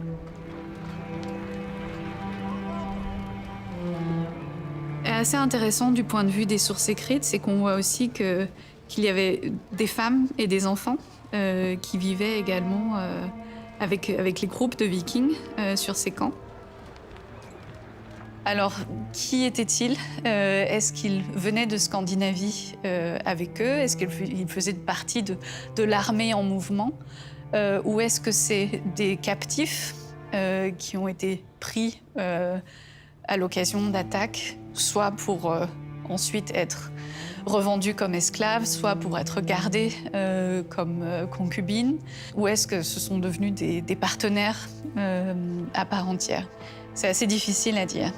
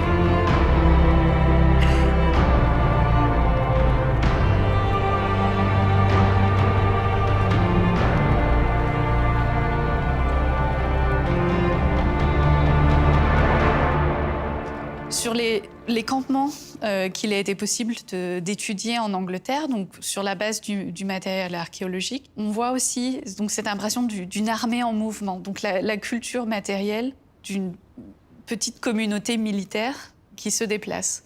Donc, par exemple, à Torksey, donc, on a un site d'une taille importante, de plusieurs hectares, où on a un matériel archéologique abondant, donc des objets métalliques essentiellement, puisque c'est un site qui a été étudié sur la base d'objets recouverts grâce à l'utilisation des détecteurs de métaux. Et là, on voit donc des activités de production d'objets, mais surtout un aspect aussi commercial. Et donc le site de Torksey, on l'associe donc aux années 870, où la Grande Armée était en mouvement sur les territoires anglo-saxons. But one of the things I find really interesting about these sites is what they mean for our perceptions of the later settlement of the landscape in both England and in the Carolingian Empire. If we're to accept that these large Viking forces were comprised of numerous autonomous groups coming together and acting together for a short period of time, then what we essentially have here is the creation of, although we call them often armies, they're actually kind of mobile societies or polities in their own right. And the conditions in which they're living in these camps might actually provide a kind of precursor for the later settlement of the landscape, both in England and within the Carolingian Empire, because it might have been the first time that many of these groups were coming together and inhabiting a single area in such a way.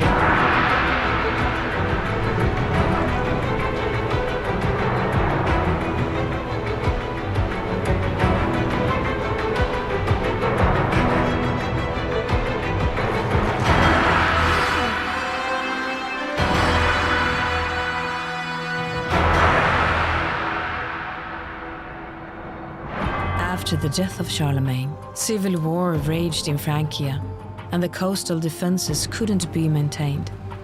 The area lay open to Scandinavians searching for gold, glory, and eventually land. Meanwhile, there was also unrest in Denmark. Along with usual adventures, there were now other people in exile, looking for new opportunities abroad.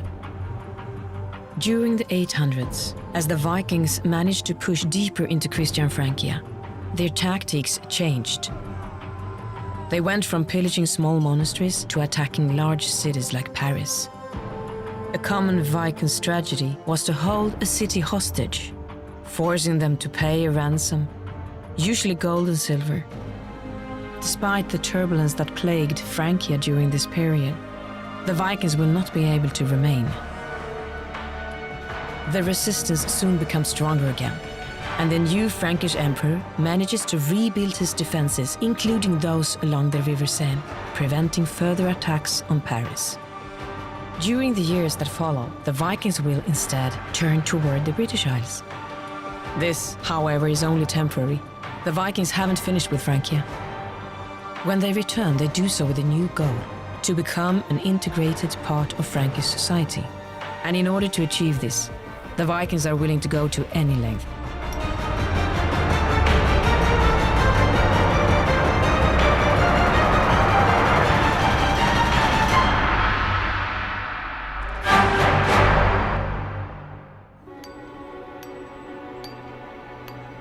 At the end of the first Viking invasion of France, the plundered cities began to build walls and fortifications, making the Viking attacks more difficult. But despite this, the Viking fleets grow in number, as more and more people continue to join the voyages to Francia, hoping to find glory and wealth. When the Frankish defenses for a time became too strong, the Vikings instead set their sights on England. At the end of the 9th century, however, the Vikings once again see their chance to return to Francia. But this time they don't go back simply to loot. It is now that the Vikings decide to become Europeans. And soon a new Duchy Normandy will be created. But how and why did the Vikings become Normans? In order to answer that, we have to know more about the Vikings' failed attacks on Francia in the late 9th century, when Charles the Bold was still king.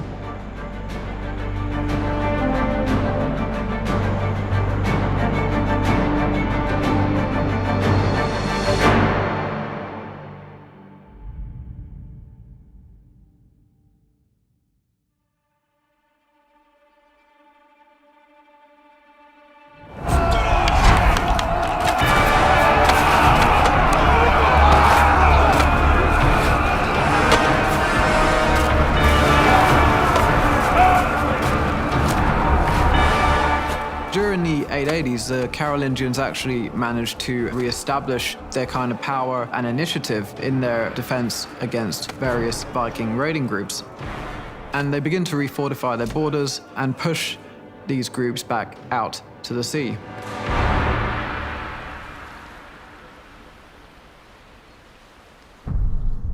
Charles the Bold, who was the Frankish emperor and the grandson of Charlemagne, had repeatedly been forced to pay ransom to the Viking invaders.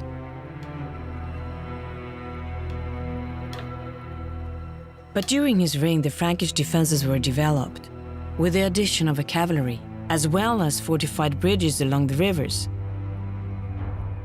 But when we come back to this question of whether these Viking groups somehow failed during the 880s, I think we need to again think about this notion of whether there was a concerted kind of Viking strategy. These groups were still being quite successful in the field. They were still managing to extract tribute and plunder out of the Carolingians.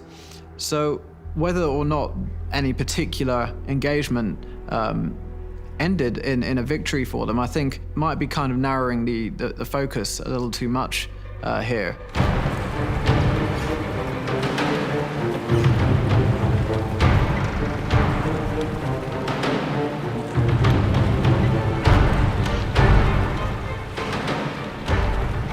But although the Frankish resistance is becoming increasingly structured, the Vikings once again decide to attack Paris. And so, another siege of the metropolis is launched. Donc, ce qui se passe à Paris dans les années 885-886, je pense pas nécessairement qu'on doit voir ça comme un échec pour les Vikings. On a bien donc un siège de Paris qui dure pendant plusieurs mois, des combats entre les Vikings et les Parisiens. Même si les Vikings n'arrivent pas à prendre Paris, ils en ressortent quand même avec un paiement en argent important. Donc ce qui se passe en fait, c'est que donc, les Parisiens présentent une défense tentative d'attaque et de pillage des Vikings, qui donc demeure pendant plusieurs mois et qui acceptent finalement de se retirer en l'échange donc d'un paiement en argent du roi en personne. En plus de ça, ils obtiennent l'autorisation donc de remonter la Seine et d'aller piller la Bourgogne. Donc dans les mois qui suivent, ils vont piller les régions autour de la ville de Sens.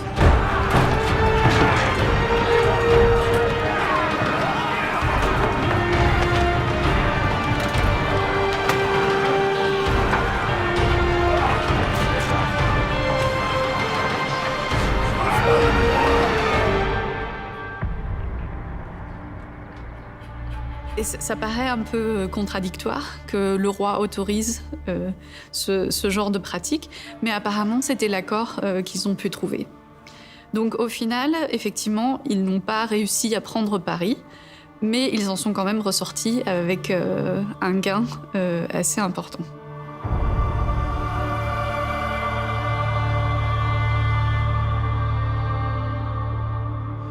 While the siege on Paris may have been relieved, various Viking groups were still being quite successful in the field. They were still managing to extract tribute from the Franks. They were still causing quite a lot of damage in many parts of the kingdom. So again, I think we need to come back to this idea of whether there was any concerted strategy in the first place, and think about these groups more on their own terms as autonomous raiding fleets and armies operating with their own individual goals.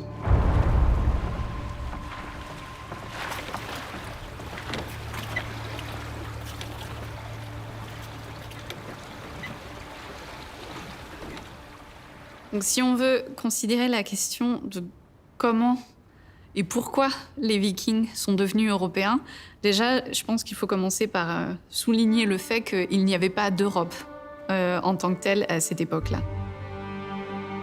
Les Scandinaves se sont intégrés à une culture qui était dominante sur le continent, en lien aussi avec l'Angleterre anglo-saxonne, donc on va dire la région de la mer du Nord de manière générale, et qu'ils ont donc intégré certains éléments de cette culture-là.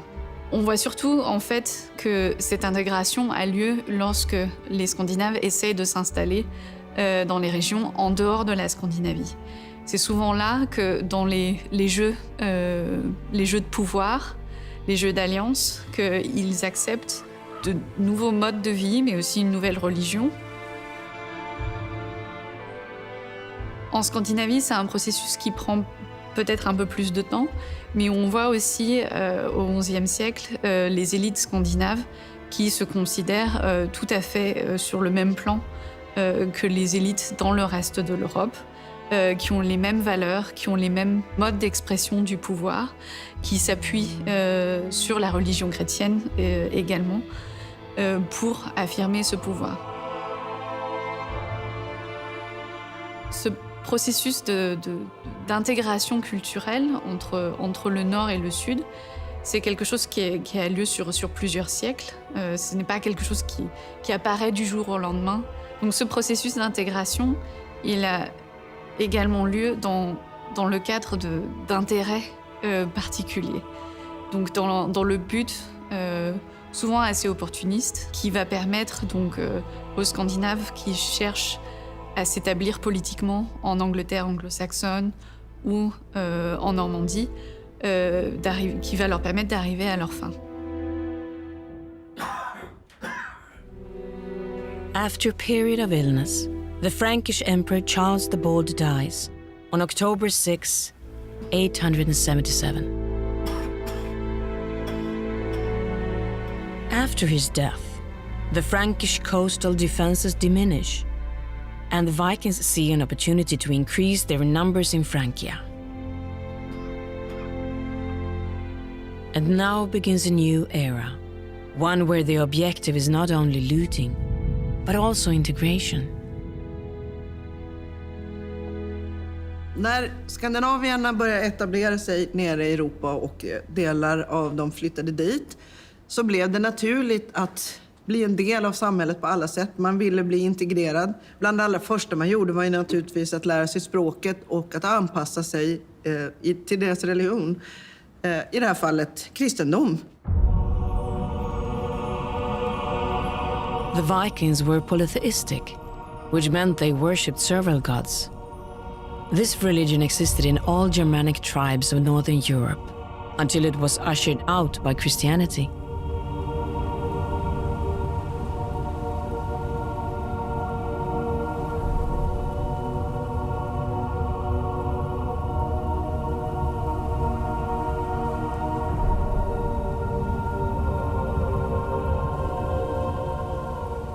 There are a number of reasons why the Vikings are now converting from their old faith to become Christians.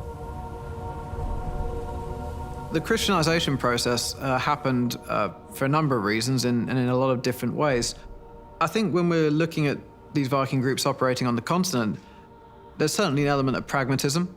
The opportunity to engage in trade or to engage in diplomacy with not only the Carolingians but also with the Anglo-Saxon kings in England. Alors le processus de conversion de la Scandinavie au christianisme, c'est une longue histoire, et une histoire qui s'étale sur plusieurs siècles. Déjà au début du 8e siècle, on a les premières missions donc, en direction de la Frise qui s'intéressent aussi aux Danois. Donc déjà à partir de ce moment-là, et à travers tout le 8e siècle, on a des contacts étroits entre la sphère chrétienne et la sphère non chrétienne en Scandinavie.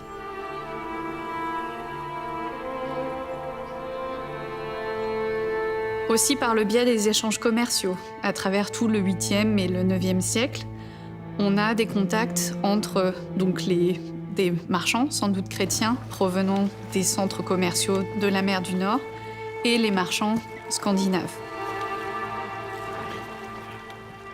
Donc on a déjà, dans ces contextes-là, un transfert d'informations sur qu'est-ce que le christianisme, et sans doute aussi des conversions qui ont lieu sur le plan individuel, où des marchands décident d'eux-mêmes de se convertir au christianisme, souvent pour faciliter leur accès et leur droit d'exercer dans les villes anglo-saxonnes et franques.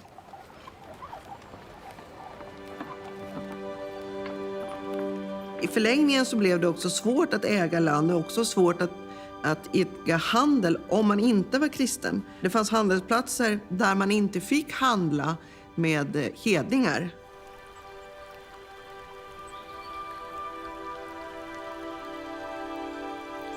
Vikingarna kunde ibland då låta sig primsignas, det vill säga fuskdöpa sig tillfälligt.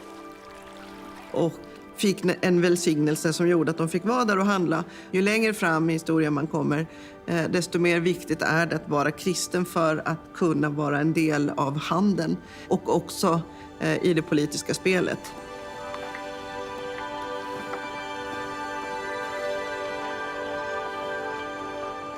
In the historical record, we see a surprising number, perhaps, of quite powerful leaders of raiding fleets accepting baptism as part of their diplomatic contact with the Carolingian kings, and also in Anglo-Saxon England, we see this too. And this served a number of pragmatic reasons. It meant that these leaders could be incorporated into the Christianized framework of diplomacy and kingship that existed in Europe at this time. It allowed the Carolingians and the Anglo-Saxons to deal with these leaders of these raiding fleets as legitimate kind of political figures rather than simply as outsiders. And what this is doing is really integrating the Scandinavians into this diplomatic network of Christian Europe.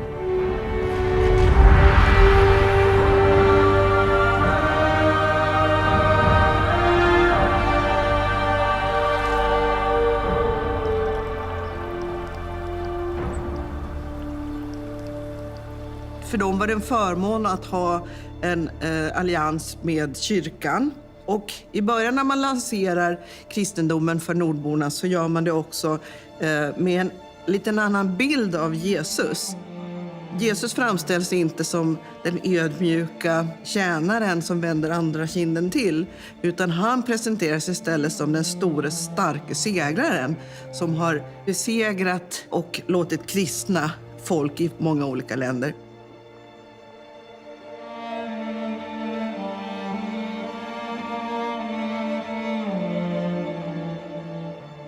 I det här samhället så var styrka och seger idealen, inte att vara ödmjuk och känslig och älska varandra. Godhetsidealet, att man ska ta hand om de svaga, det fanns även här. Det var bara det att i kristendomen så är krig inte det främsta idealet, men godhetstanken, att man ska värna om de svaga, den finns i båda de här olika religionsuppfattningarna.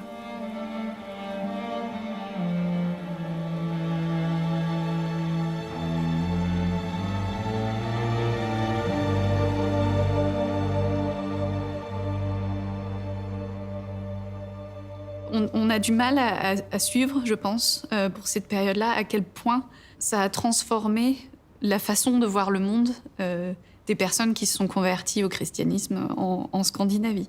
Est-ce que c'est vraiment un changement de conviction, de façon de voir le monde, ou c'est plutôt une intégration de nouvelles valeurs, de nouvelles pratiques qui se mélangent, du moins pour une période donnée, aux croyances existantes?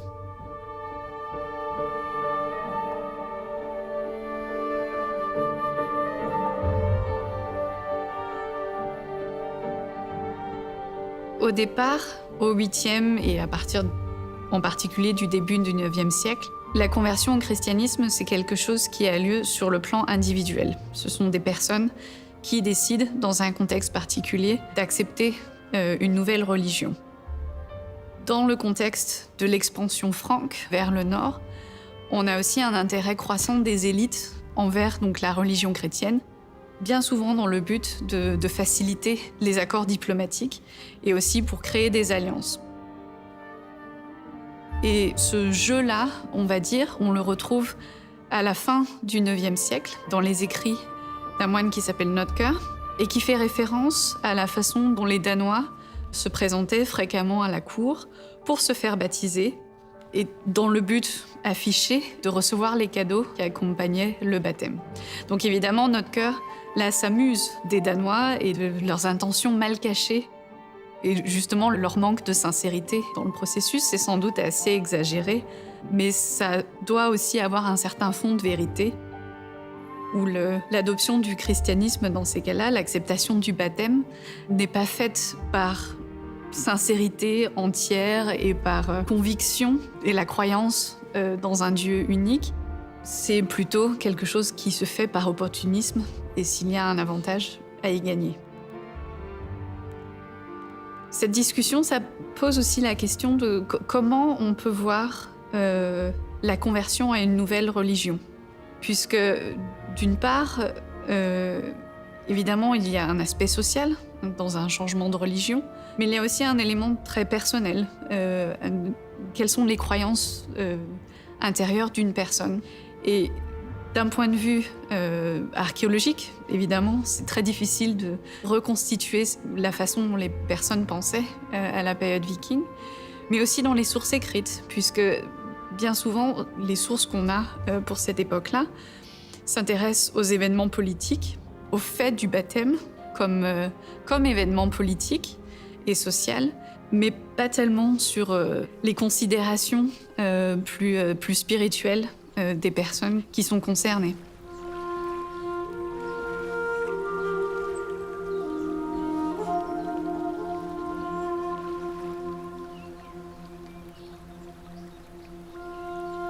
Sen var det förmodligen många som åkte ner och lät sig kristnas. Och sen när de åkte hem, då återgick de till de vanliga sederna, de vanliga gamla gudarna igen. Det finns till exempel halssmycken, amuletter som kan tolkas som att vara både torshammare och kors samtidigt beroende på vilket håll man vänder dem. Det finns gjutformar där man har gjutit både torshammare och kors i samma form, vilket tyder på att gränserna mellan de här två olika trossystemen inte var särskilt stor för nordborna.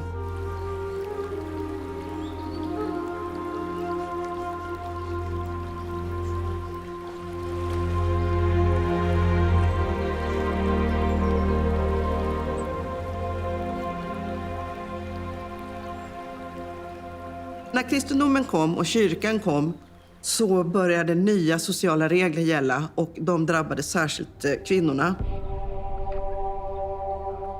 Som inte alls fick samma möjlighet att utöva hantverk. Det var inte tillåtet, det var inte fint. Och detta bör ske under överinseende av en man. Det måste finnas en man som är med och är förmyndare av något slag. Innan kristendomen så hade kvinnorna haft rätt stora möjligheter att dels bruka sin egen mark, bestämma över sin egendom, men också utöva olika typer av hantverk som keramik eller textilhantverk eller baka och sådana saker. Särskilt när städerna började växa fram, då man kunde då utföra sitt hantverk i en stad och leva på enbart det. Det blir också så att rättssystemet förändras. Kvinnorna har inte samma rättigheter till arv. De får inte vara med och bestämma om sina giftermål lika mycket. Och kyrkan försöker också uppmana flickor och änkor att gå in i kloster. När flickorna och kvinnorna går in i kloster, då uppmanas de också att donera sina egendomar till klosterna, till kyrkan.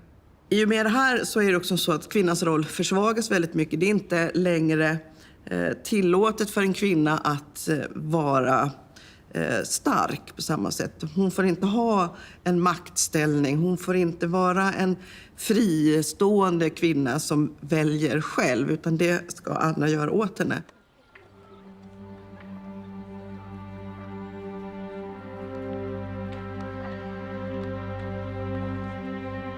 Det är ju alltid så att kvinnan har haft en fundamental roll, men värderingen av hennes arbete förminskas. Hennes arbete är inte lika mycket värd. Hon ska vara hemma och sköta barn och stå vid spisen ungefär. Och det är inte lika viktigt som mannens arbete att vara ute i världen på olika sätt. Och det börjar ganska mycket just i samband med att kristendomen införs.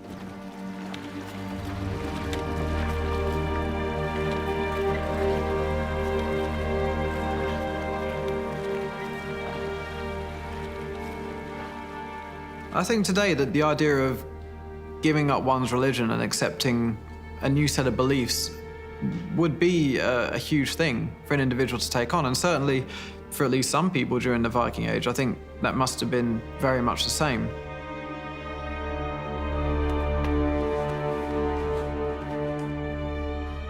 But at the same time, I think it's important to acknowledge that the pre-Christian belief systems of Scandinavia during the Viking Age, they didn't conform to any kind of religious doctrine.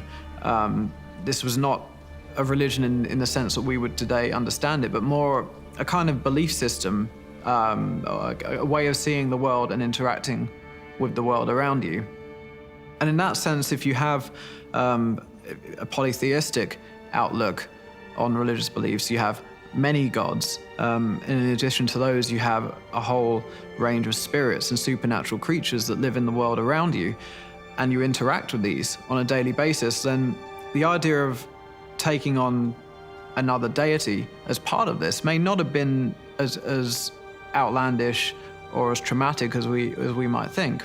There is an acknowledgement of other beliefs, and maybe there was some way that these could be integrated into people's existing belief systems rather than replacing them directly.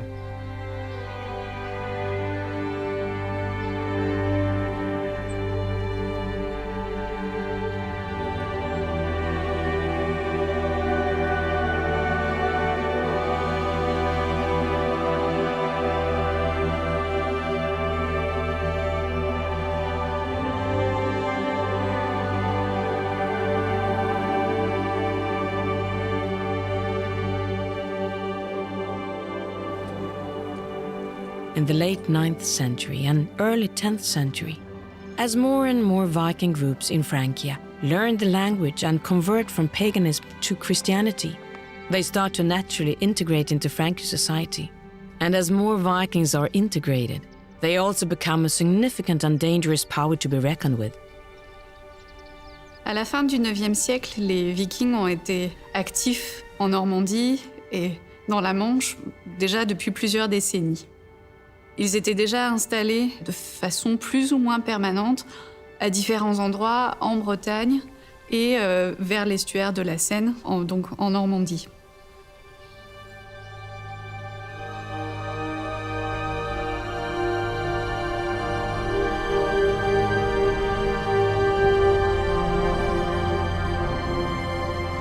For the Frankish emperor, it became important to have good diplomatic relations with the Vikings and their leaders.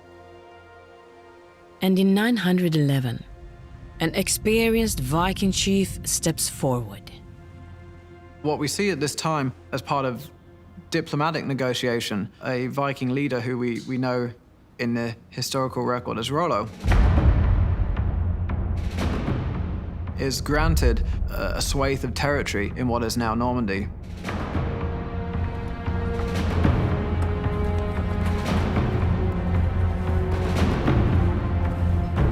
Et donc Rollon avait déjà été actif aussi dans différentes incursions vikings sur la Seine pendant plusieurs années. Donc il était bien connu des autorités franques.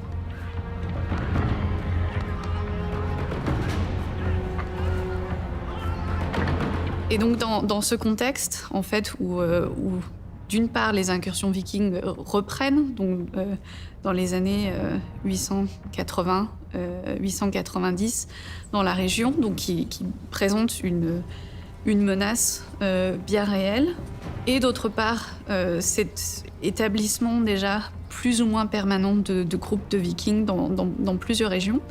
On a donc une présence scandinave déjà assez forte et qui commence à créer une menace plus que permanente, une menace qui devient assez ennuyeuse. C'est dans ce cadre-là, en fait, que donc le chef Rollon se met d'accord avec le roi pour obtenir donc le contrôle de territoire en Normandie, dans le but déjà d'une certaine manière de régulariser une situation déjà plus ou moins existante, mais aussi pour contrôler donc l'estuaire de la Seine et par ce biais aussi contrôler l'accès à Paris et aux régions les plus riches du royaume. Donc c'est dans ce cadre-là que Rollon obtient les premiers territoires dans ce qui deviendra la Normandie. This agreement with Rollo is a clear way for the Frankish power to control him and make him an ally. This will have enormous consequences. Cet accord, formalisé en 911, on n'a pas le document conservé de cet accord, mais il est fait référence à celui-ci dans des sources en 918.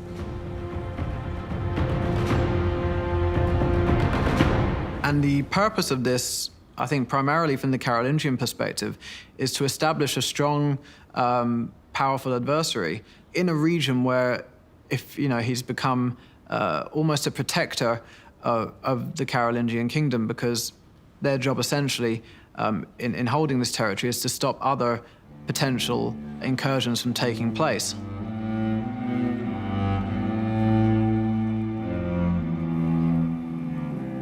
har sina poänger med att ha en stark krigare och en stark makt precis i inloppet till floden Seine, som gör att det finns alltid en beredskap för att ta emot fiender som kommer in där. Dessutom genom att ge honom det här landområdet så undanröjer man också möjligheten för vikingar att komma in och plundra mera. De har fortfarande möjlighet, men genom att det finns en nordman som faktiskt bor på platsen så kanske man förhandlar och diskuterar med honom innan man ger sig in i stridigheter. Very quickly it seems that the territory of Normandy grows. More land is granted, and this area, this new Scandinavian enclave, starts to expand quite rapidly.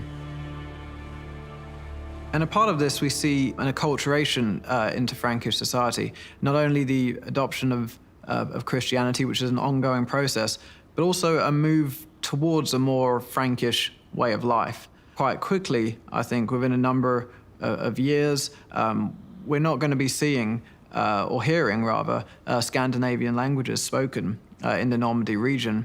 We're going to see a disappearance of Scandinavian custom and the emergence of what really looks like a Frankish territory.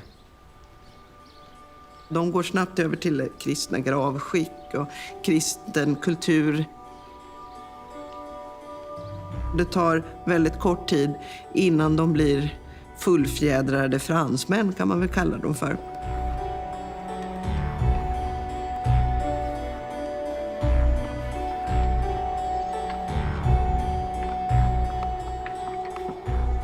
Från att ha gjort korta landhugg till att ha haft möjlighet att stanna över vintern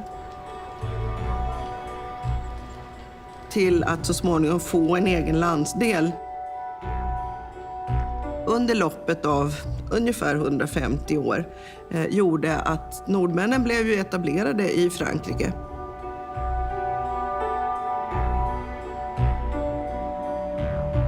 Just i Frankrike kan de här tidiga övervintringarna ha gjort att de fick så pass mycket socialt fäste så att de kunde börja etablera kontakter och börja diskutera diplomati och krigföring och gemensamma fiender som gjorde att de i förlängningen kunde etablera sig mer och mer i Frankrike.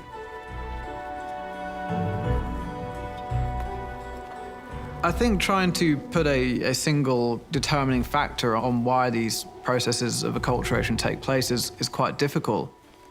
In one sense, I think there's an element of pragmatism here. If you're going to be establishing yourself within a new landscape and among a new society, there has to be a degree of integration to ensure peaceful coexistence.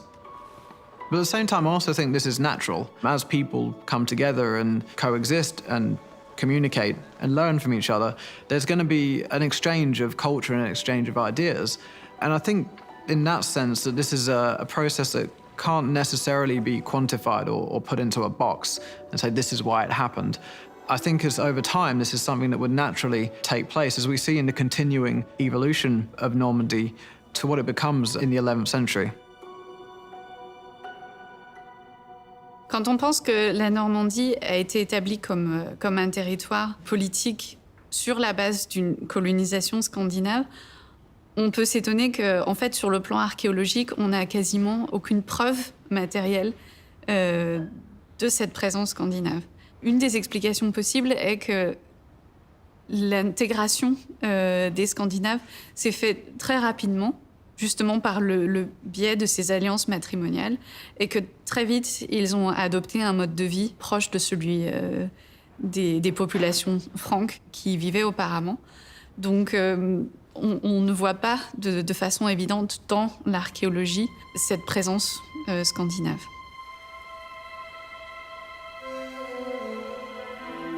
Rollo's reign of Normandy lasted until 928. He is believed to have died in 930, at the age of 70. Rollo's offspring and his followers became known as the Normans.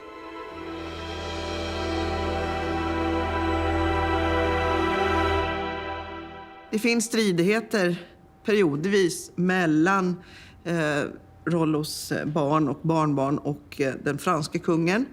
Men framåt slutet på 900-talet så återkommer det en stabilitet i Normandie när släktingen eller sonsonen till Rollo gifter sig med en kvinna som flyttar in, och de skapar ett väldigt stabilt samhälle som fungerar både för inflytande nordmän och för de bofasta européerna som redan finns där och som har bott där väldigt länge. The union of Gunnar, the daughter of a rich family in West Normandy, and Rollo's grandson, Richard I of Normandy, proved to be one of the most important political marriages in the region. När hennes make dör så fortsätter hon att regera det här området för att hennes son är väldigt ung. Så hon sätter en stark prägel på området och har ett bra samarbete både med nordmän, skandinaviska länderna och med övriga Frankrike.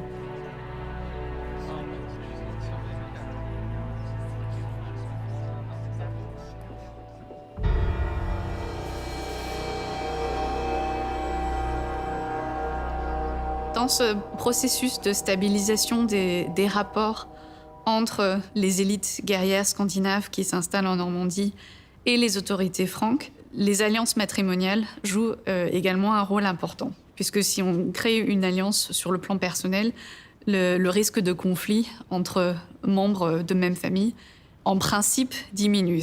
En réalité, c'est souvent loin d'être le cas. Mais en principe, c'est dans le but d'essayer de limiter les risques de conflit.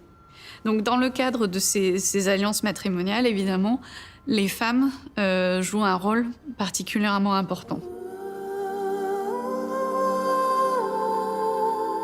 Pas de façon évidente, pas de façon active, on va dire. Ce n'est pas elles qui décident avec qui elles vont se marier. C'est des mariages essentiellement arrangés qui sont définis pour elles.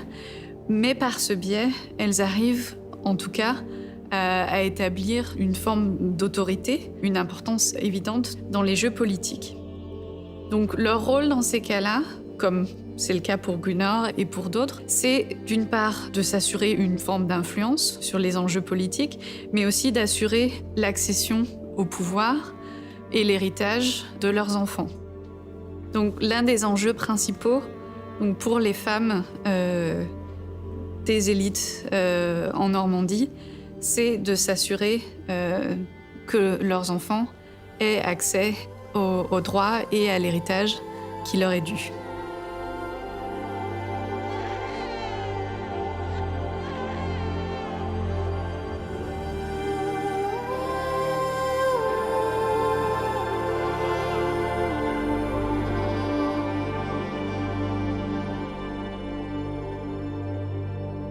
I mean, of course, these kind of marriages would have strengthened political and personal bonds between very powerful families and across borders.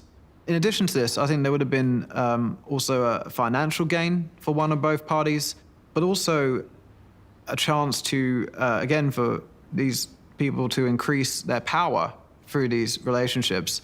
And these marriages greatly facilitate the establishment of what would hope to be stable dynasties of rule.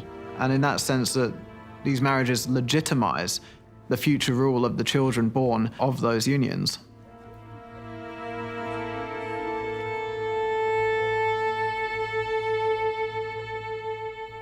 Under 900-talet så blev kungarikena större. Det blev större landområden som man hade makt över, vilket gjorde att man hade större resurser.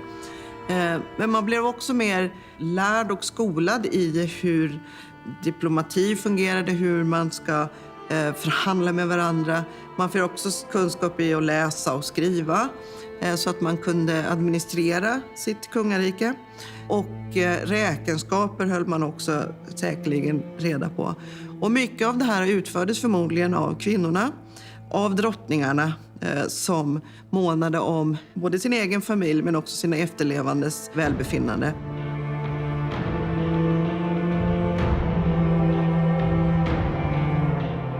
Even though Christianity reduced the status of women, some of them actually gained more power through these political marriages.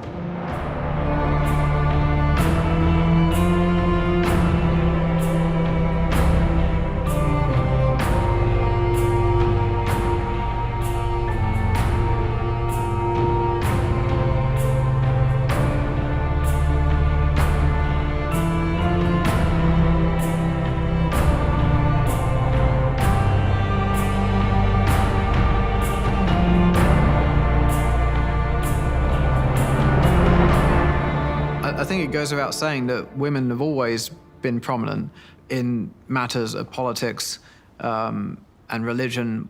We just don't always read about them in the text, which are quite heavily biased towards describing the lives of kings, essentially. But as we move into this period, women do hold an increasingly powerful role in dynastic politics, as people from which you have royal dynasties and bloodlines. They become diplomatically as well very important people through marriages between families in an effort to strengthen political ties and establish bonds both between families and across territorial borders as well. In addition to this, women held many important roles within the ecclesiastical hierarchy. And this, as members of higher status families, contributed to the strong relationship that secular rulers had with the church, and greatly facilitated this.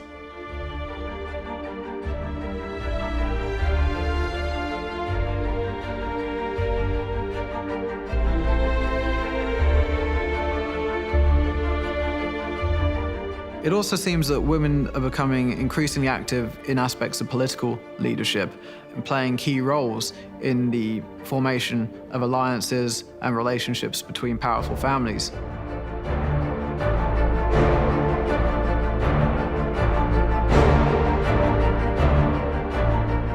De hamnar ju mitt i makten. Om deras män föll ifrån, om de reste iväg eller om de blev änkor, så fick de den totala makten över det här området, det här kungariket.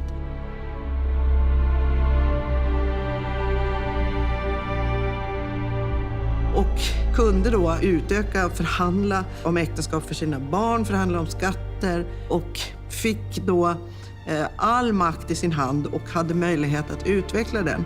Och det gjorde att de här kvinnorna blev väldigt centrala i maktutövningen på den här tiden.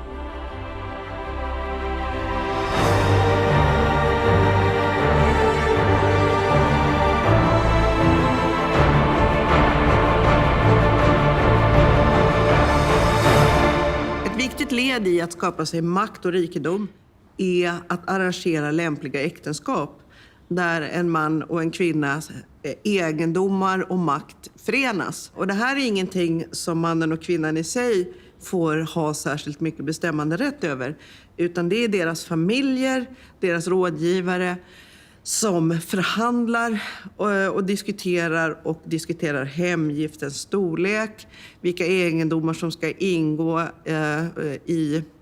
i äktenskapet, som sen blir en väldigt officiell sammanvigning av de här två personerna. De blir symboler för skapande av allianser i den här maktsfären som de befinner sig i. Och det ger en väldigt starka maktallianser som alla är måna om att upprätthålla. Det leder till större rikedomar till de här familjerna, men det leder också förhoppningsvis till en större stabilitet i de här länderna. Ju större allianser man har, desto starkare makt man har, desto mindre krig behöver man förhoppningsvis vara med på. Så det här handlar inte bara heller om familjernas välmående och att de ska få mer makt och rikedom, utan det här handlar om hela länder, hela befolkningar. Och det är ett väldigt stort ansvar som läggs på de här två personerna som ibland är väldigt unga när de blir gifta med varandra. De har inte så mycket att säga till om. Det viktigaste är att de får barn så att den här familjen kan leva vidare. Att de här två ätterna förenas och lever vidare. Sen kan det också vara så att drottningar eller kungar blir änkor eller änklingar. Och då måste nya allianser förhandlas fram. Man vill inte gärna låta en kung vara ogift när det finns möjlighet att skapa starka allianser med ett nytt landområde eller med en ny stark familj.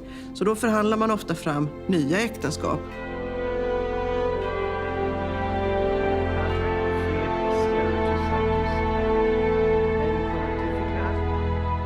Alors si on essaye de s'imaginer la cour du roi Canute et de la reine Emma, c'est loin d'être une question évidente.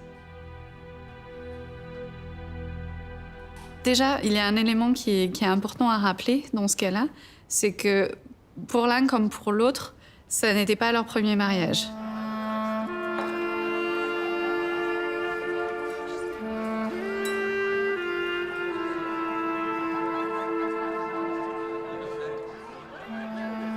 Canute a déjà été marié avec Elgifu, donc une anglo-saxonne. Il a été déjà depuis plusieurs années présent en Angleterre au moment de son mariage avec Emma. Emma, quant à elle, avait été mariée auparavant au roi Ethelred et elle était donc déjà reine anglo-saxonne depuis plusieurs années. D'un côté, on a les origines danoises de Canute et d'un autre côté, on a les origines normandes d'Emma. Donc sur un point de vue culturel, on pourrait s'attendre à ce qu'il y ait un mélange marqué de culture danoise, normande, donc largement franque, et anglo-saxonne.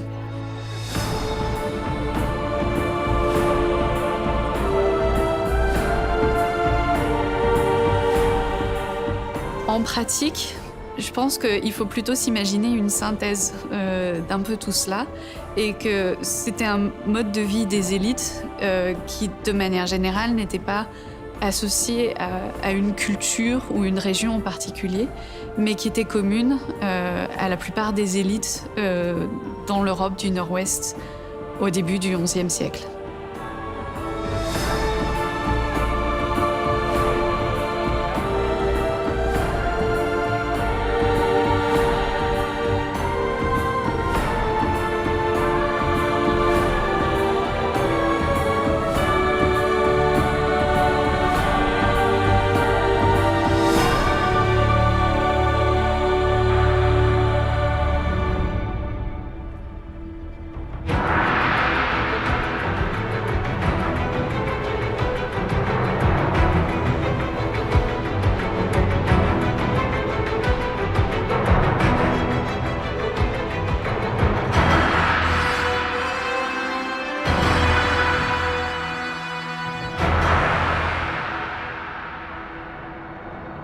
The reason why the Vikings chose to integrate into Frankish culture and become Europeans were the great advantages that came with it.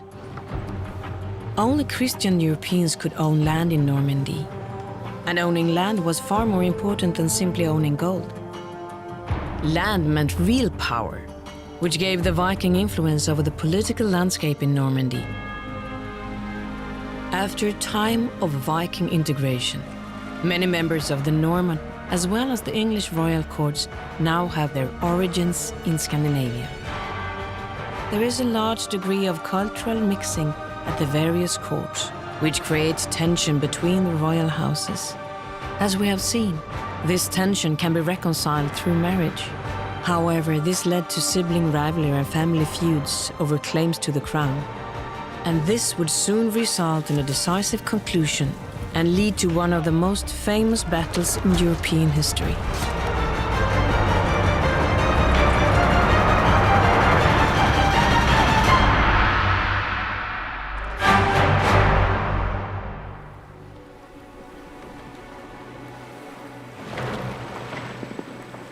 The story of the people who came sailing across the sea is not over yet.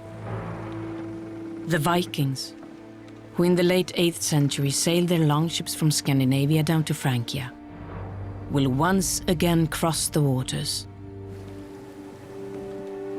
This time, in the year 1066, it's a power struggle for the throne of England. The battle for the throne is a brutal and bloody story involving many participants from several different countries.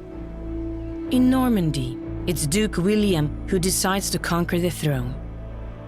This will be a historic and revolutionary event. It will also be known as the Vikings' last battle. But why was it the Normans who finally managed to conquer England once and for all? To answer this, we must find out why William, a Norman, was relevant as a possible successor to the King of England, Edward the Confessor.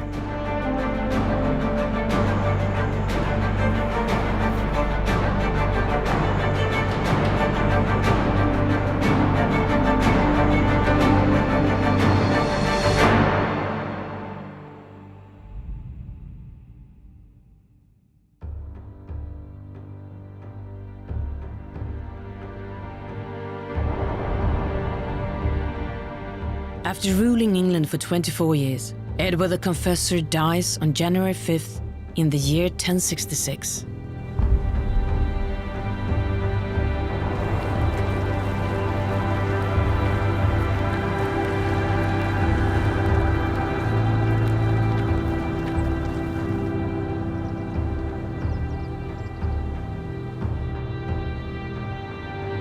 Edward's death will start a new power struggle for the English throne.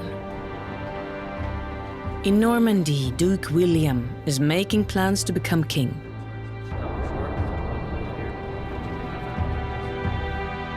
But it will not be easy.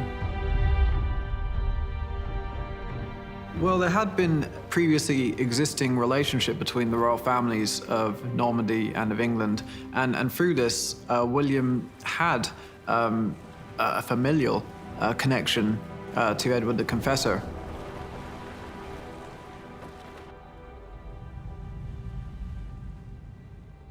Édouard et Guillaume avaient tous deux des origines normandes communes, puisque Édouard donc, était le fils de Emma de Normandie, qui était la sœur de Richard, le grand-père de Guillaume.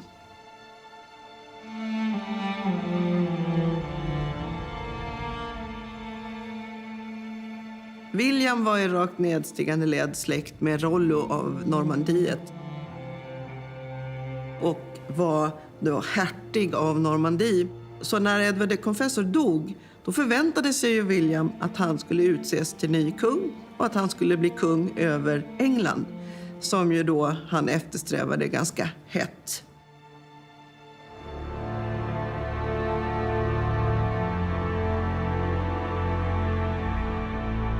But I think perhaps the more strong aspect of his claim was that there is an indication that Edward actually promised William the throne at some point in the 1050s.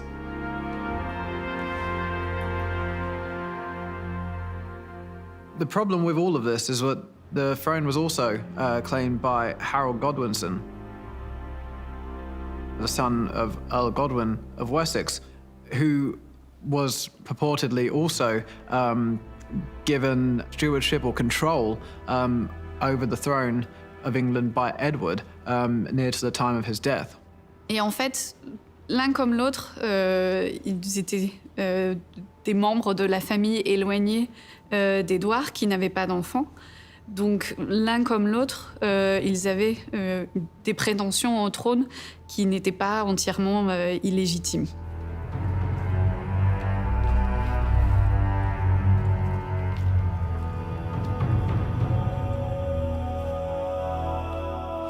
So what we have here are two competing claims, but also made more difficult by the suggestion again that Harold had actually sworn an oath of fealty to William when he had been made a hostage in France. So I guess in William's mind, all of these things together may actually give him a fairly good claim to the throne of England. Especially over someone like Harold Godwinson. Nu blev det inte så, utan när Edward dog så utnämnde han Harold istället.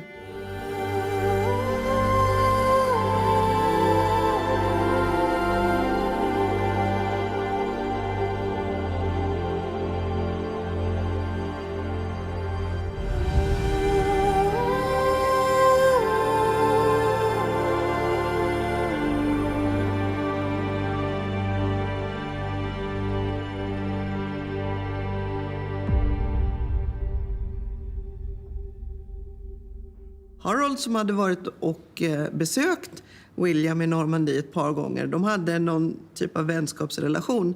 Men det gick snabbt över nu när Harold kröntes till ny kung över England.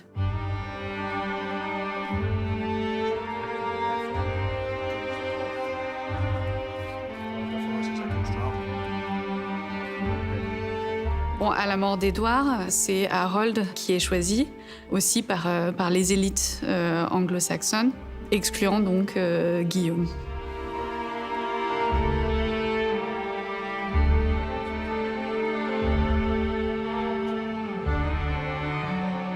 Avec l'accession au trône d'Harold, s'ouvre une période d'instabilité politique où différents acteurs essaient d'utiliser cette brèche dans la succession pour prendre contrôle de l'Angleterre. Det fanns andra kronpretendenter också, bland annat Harald Hardråde i Norge, som också hade blivit lovad tronen, inte av Edvard the Confessor men av en tidigare kung före honom. Och det fanns också flera kronpretendenter. Så när Harald blev krönt så förstod han att nu kommer det att komma andra och försöka ta över tronen, och började förbereda sig för en invasion av England.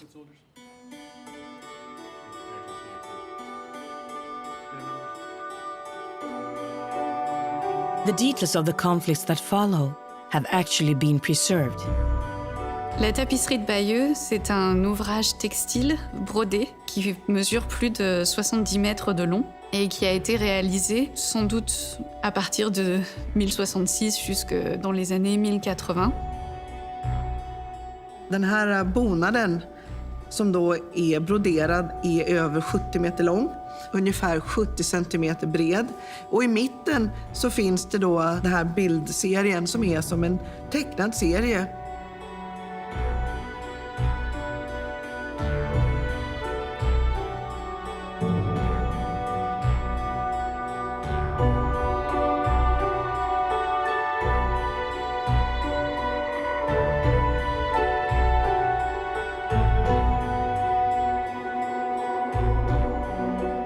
Här och där så finns det också texter som beskriver vad man ser, skrivet på latin då, på den här bonaden. Till exempel här är Harold. What we see in this is, for example, the supposed swearing of an oath by Harold Godwinson to William on royal relics, which gives William his legitimate claim to the throne of England. We see the death of Edward the Confessor, and very soon afterwards, Harold's coronation as King of England. And in response to this, William's preparation for invasion. We see him constructing his ships, bringing all of his forces together, a very large invasion force of cavalry, archers, and infantry. We see them crossing the sea to England and then meeting Harold's force at Hastings.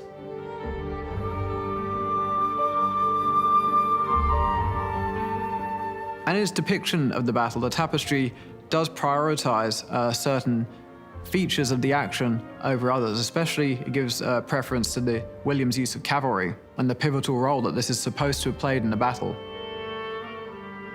It does seem that William is introducing some cavalry tactics that are not being used in England at this time, which may have given him an edge during the battle itself. But I think the actual course of events on that day at Hastings, they must be much more complex than what we see there on the tapestry itself.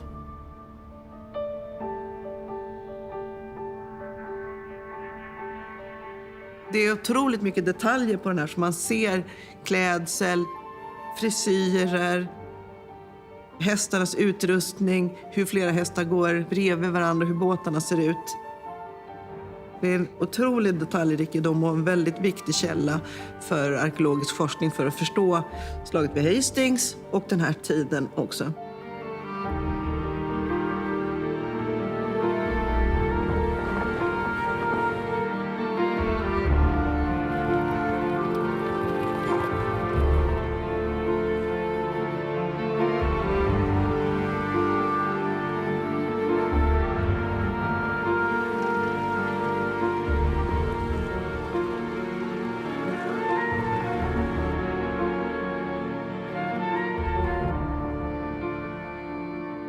Den är dessutom väldigt rolig att titta på för det finns små finurliga figurer och små monster och det finns alltid någonting nytt att upptäcka när man tittar på Bayeux-tapeten.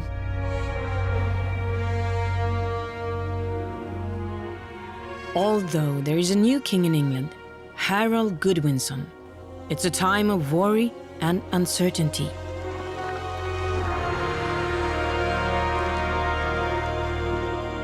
This is the calm before the storm.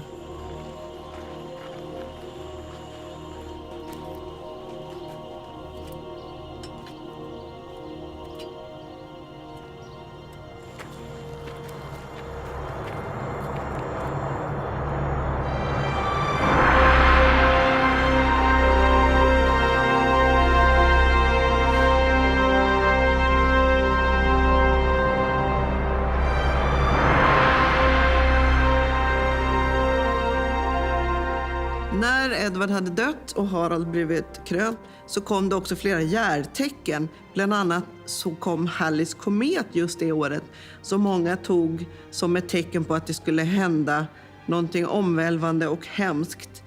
Och i England så blev man orolig för vad som faktiskt skulle hända nu.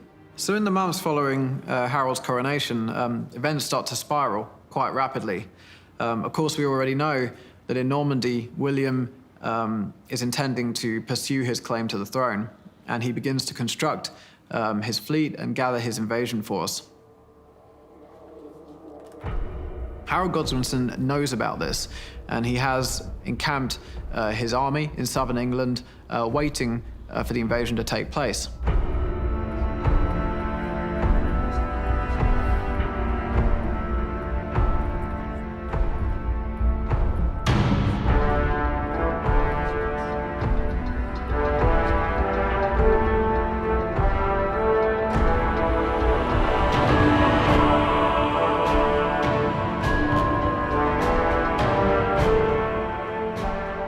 But if we head north, we find that William isn't the only person seeking to claim the throne of England in 1066.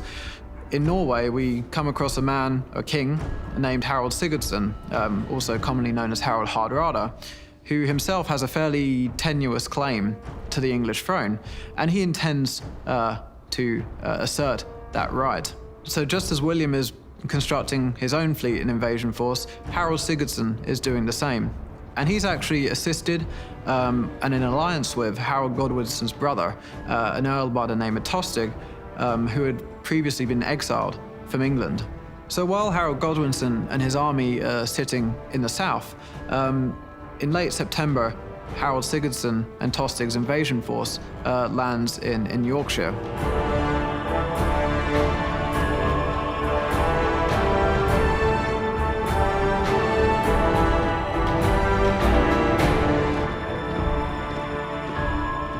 They head towards York, which is the major city in that region, to receive its submission. And this would give them a firm foothold for their later movements into the English countryside. But on their way there, on the 20th of September, a few miles outside of the city at a place called Fulford, they run into two Anglo-Saxon earls and their forces who have mobilized to come and attempt to stop the invasion.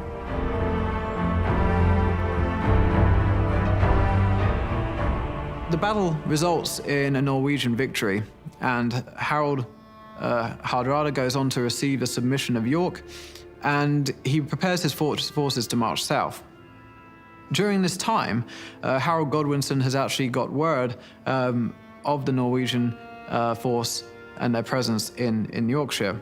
And what he does is he basically gathers all of his troops and force marches them to the north.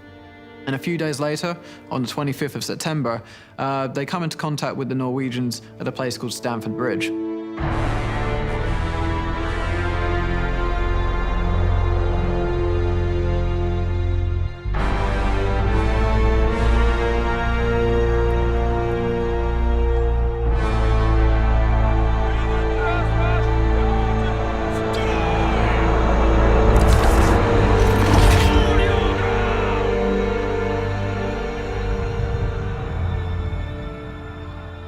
Harold va à la rencontre de Harald, qu'il confronte donc sur le champ de bataille à Stamford Bridge. Et c'est là où Harold ressort vainqueur.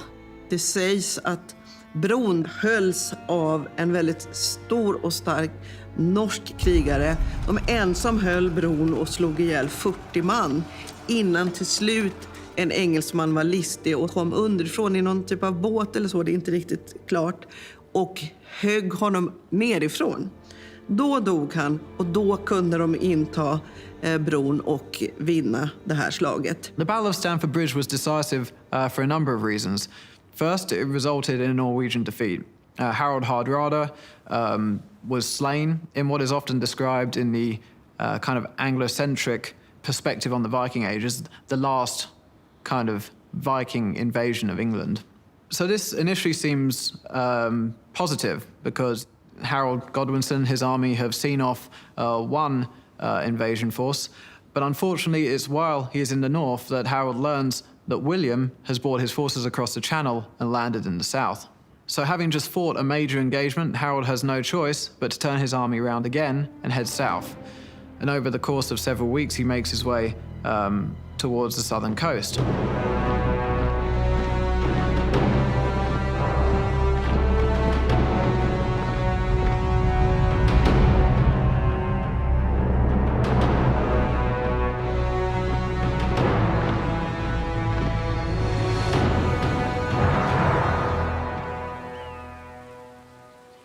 In order to conquer England, William has to make a huge amount of preparation. Everything must be perfectly planned and executed. There is no room for error. It goes without saying that Harold Godwinson's army would have been under strength and tired after Stamford Bridge, but he still had to head south to meet William's force on the southern coast. But I think that if Harold Hardrada and his Norwegian force had not landed in Yorkshire and forced that engagement with the English, that the outcome at Hastings might well have been very different. As it was, we know that Hastings was a long and drawn-out battle. It certainly wasn't over quickly. And if Harold and his forces had been fresher, if Harold had had more troops, maybe the course of history would have been changed there.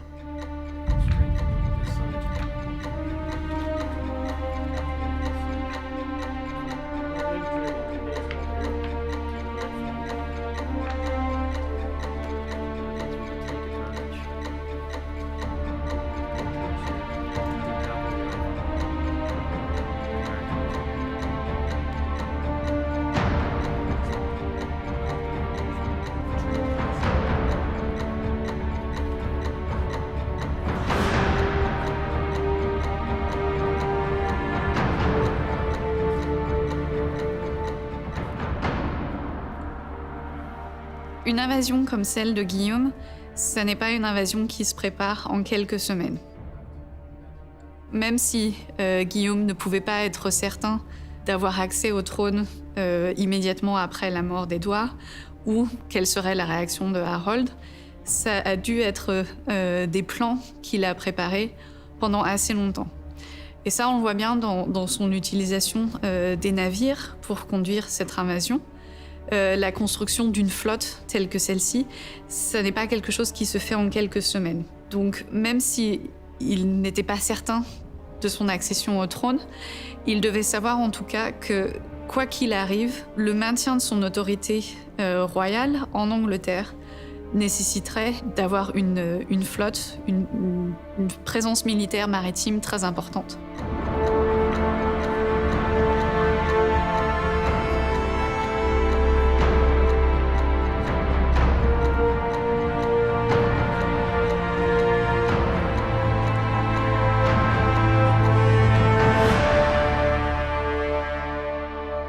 Donc déjà, en amont des événements de Stamford Bridge, il devait déjà être relativement prêt à conduire cette invasion. He also may have sought papal consent in order to launch his campaign, which would have again strengthened the legitimacy of his actions. And in trying to understand exactly how William brought his invasion force together, the biotapestry is actually quite informative. It shows stacks of armor and weapons being loaded onto his ships, and also their use to transport infantry, archers, and cavalry. This is clearly a very large and powerful invasion force.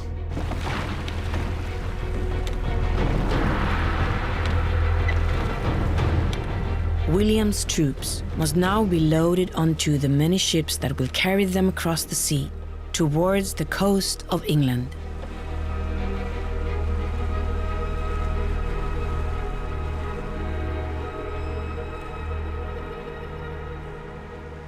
De här båtarna var ju väldigt låga, de var väldigt nära stranden och väldigt nära vattnet.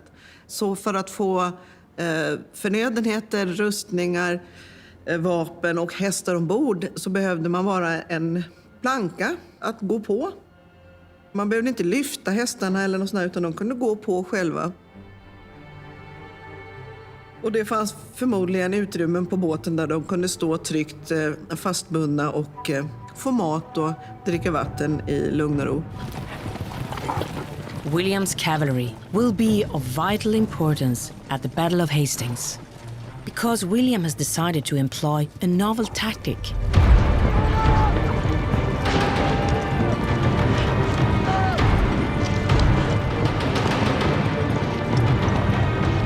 Norman battle tactics are seen to prioritize the use of heavy cavalry formations. In this, their tactics markedly differ from those of Harold Godwinson's force. In England at the time, armies arrived on the battlefield as mounted infantry. They rode to battle, but generally dismounted to fight on foot. And this isn't what we see the Normans doing at Hastings. It's possible that they're here using some tactics that they've refined and learned from the Carolingians. And it's clear that the cavalry play a pivotal role in the battle. It's been suggested that one of the tactics used by the Norman cavalry was the feigned retreat, in which horsemen would approach the enemy, pretend to wheel in panic and run away, and with the hope of basically drawing out the enemy formations to chase them. And this is what we see on the biotapestry.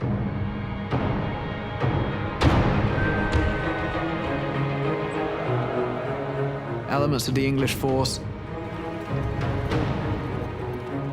pursuing elements of the Norman force and being cut down when they do so.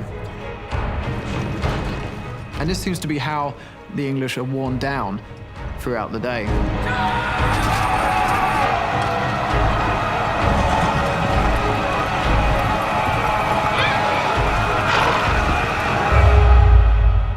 And if this is the case, if the priority that the tapestry gives to the cavalry actually reflects the historical reality of the battle, then what we see here is cavalry being used in quite an innovative and sophisticated way, and simply in ways that the English had not used them before.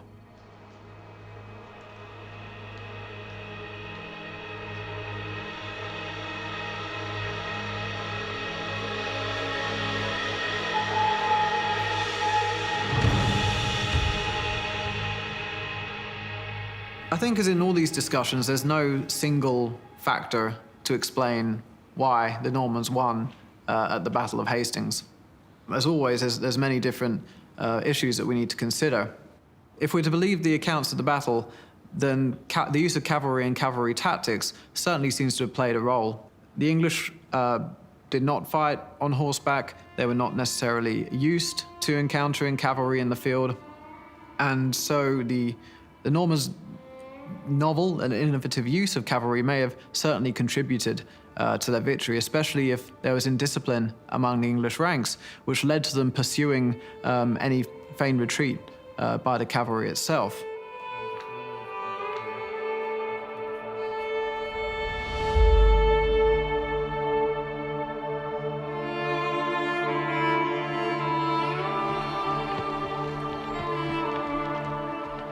But I don't think it's really fair to say that these cavalry tactics automatically gave the Norman force an edge over the English one, simply as we see in the fact that the battle wore on for a very long time. It was not a quick affair. It was towards the end of the day that the English force was finally routed. But I think certainly that the use of cavalry had a role to play there, especially if there was indiscipline among the English ranks, and they did indeed fall for the tactic of a feigned retreat. That would have probably played quite an important role in their defeat. På plan mark så kan ett kavalleri vara väldigt effektfullt när man i princip rider ner motståndarsidan som har väldigt svårt att värja sig när det kommer stora hästar.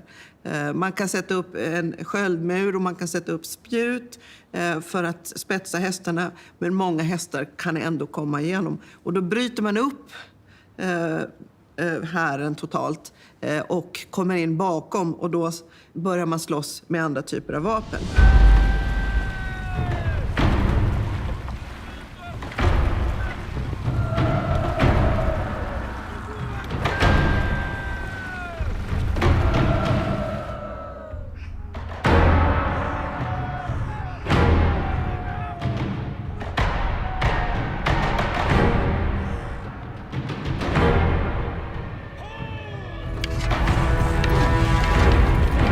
Det var förmodligen det som William hade planerat. Nu blev det inte så när det väl kom till själva slaget.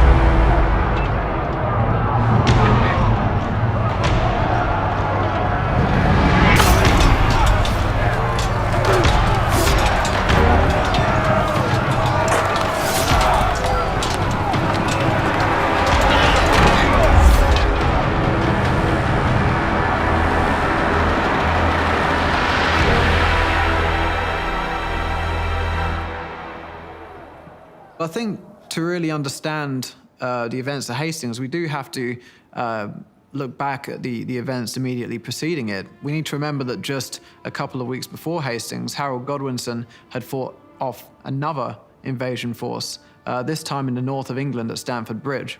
So to have force-marched his army north, to fight a very drawn-out and vicious battle, to then force-march his army south again, would have had a huge impact on the ability of the English to bring a healthy and rested army into the field.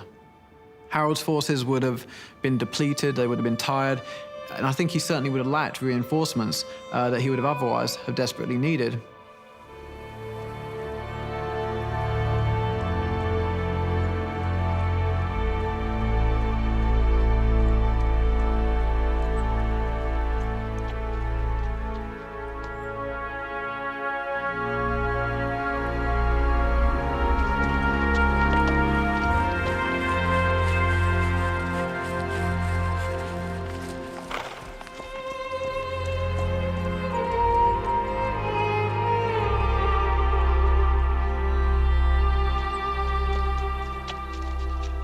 Det sägs att innan slaget så satt engelsmännen uppe och drack och sjöng visor och höll moralen uppe hela natten, medans normanderna bad böner och var fromma och tvagade sig. Och då kan man tänka sig att den här som har genomgått ett slag, varit ute och marscherat länge och dessutom inte sover på hela natten utan och sitter och dricker öl, kanske inte är i det bästa skicket när man väl börjar slåss. Medan normanderna var ganska utvilade. Och utmattning är nästan en uteslutande segrande faktor i sig. Att motståndaren orkar inte slåss längre, de blir besegrade. Så att en kombination av flera olika dåliga omständigheter för England, goda omständigheterna för normanderna, ledde till att de faktiskt vann slaget och därmed England. But all these things considered, I think it's important still to remember that the Battle of Hastings was not a quick affair. It was actually quite a protracted engagement that lasted throughout most of the day. And so in all of these things, I think that luck certainly played a role. If any one of these factors had combined in a different way, then the course of events may have turned out very differently. It's also possible that there was some kind of ideological factor in the Norman victory at Hastings. No matter whether we believe the histories given to us by the Bayeux Tapestry and later commentators or not, it seems that William clearly believed that he had a right to pursue his claim to the throne of England. And I think that this really psychologically would give him the edge in motivating himself and his forces to carry the victory on that day.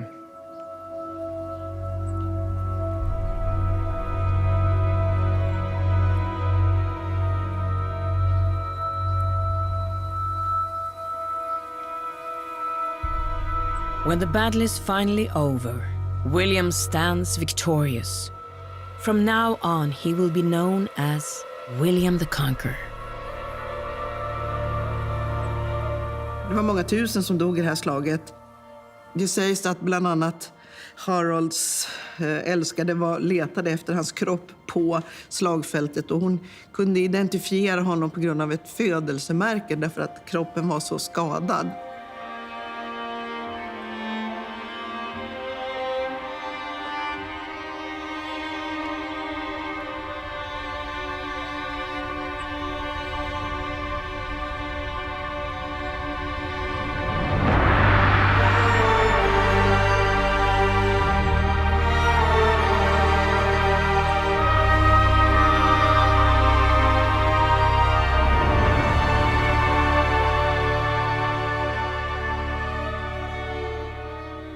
Och det är tydligt vittnesmål om hur det ser ut efter sådana här slag på de här platserna där det har legat kroppar till höger och vänster, huller och buller.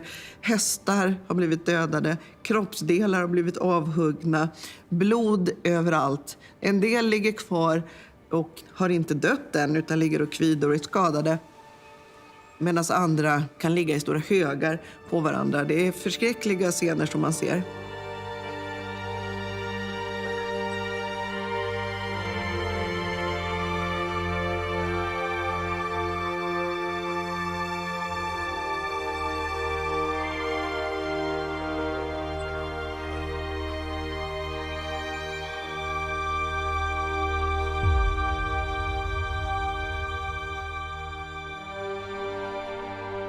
Men man har än idag inte exakt lokaliserat var det här slaget stod. När man har en krigsskådesplats, ett slagfält på det här sättet, då kan man efteråt ofta hitta fynd som visar på den här platsen. Till exempel, här borde man då hitta massa pilspetsar, delar rustningar som har gått sönder, ben. Även om man förmodligen samlade ihop de döda och begravde dem eller brände dem, och även djuren tog man säkert om hand på något sätt. Men det borde ändå finnas väldigt mycket fynd kvar. Om man väl söker där så borde man kunna lokalisera det. Men man vet inte exakt var det låg. Bara ungefär var det låg någonstans.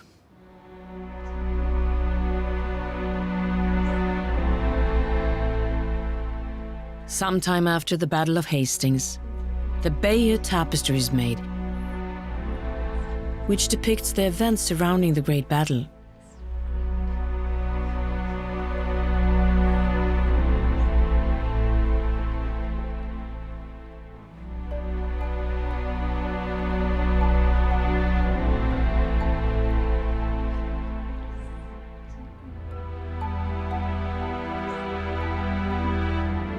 Det är ju som så att det är segraren som skriver historien. Och Bayeux-tapeten är broderad ett par år efter slaget vid Hastings. Det är förmodligen Williams familj eller släktingar, åtminstone den segrande sidan, som står bakom den här utformanden och innehållet av den här bonaden. Il faut aussi bien garder à l'esprit que c'est un ouvrage qui représente donc ces événements historiques du point de vue normand, qui cherche à mettre en valeur le rôle de Guillaume et aussi qui cherche à légitimiser la conquête de l'Angleterre par Guillaume.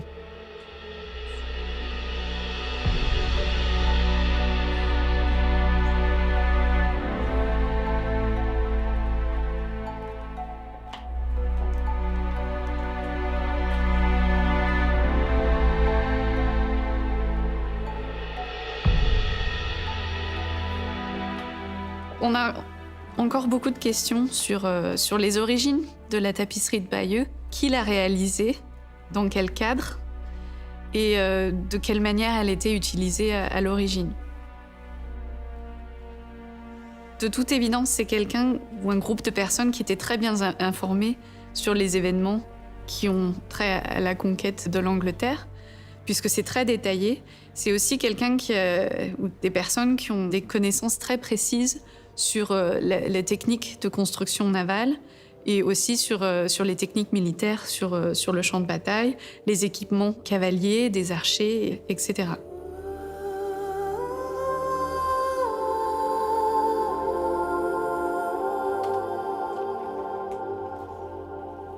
La partie terminale de la tapisserie est manquante. La tapisserie a été roulée pendant longtemps, donc il est possible que cette partie finale soit usée ou ait été arrachée. Donc on ne sait pas quelle était la dernière scène représentée sur la tapisserie. Il est possible que ce soit l'accession au trône de Guillaume et son couronnement.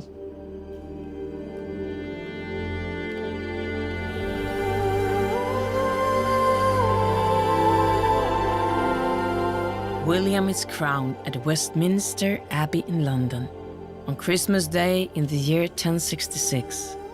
He is now the ruler of England and Normandy.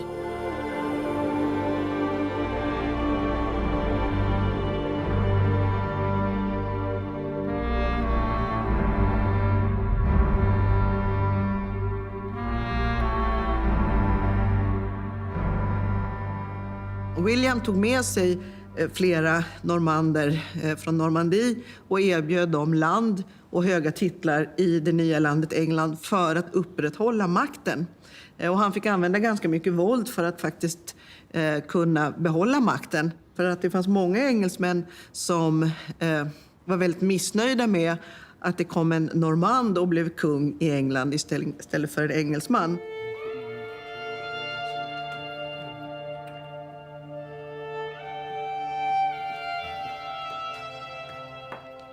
Une des premières étapes de la conquête normande en Angleterre, ça a été de réorganiser les territoires et de changer les élites. De cette façon-là, il a redistribué les terres parmi les élites normandes qui l'ont accompagné en Angleterre. Donc ça lui permet de distribuer son contrôle sur les territoires de manière assez efficace.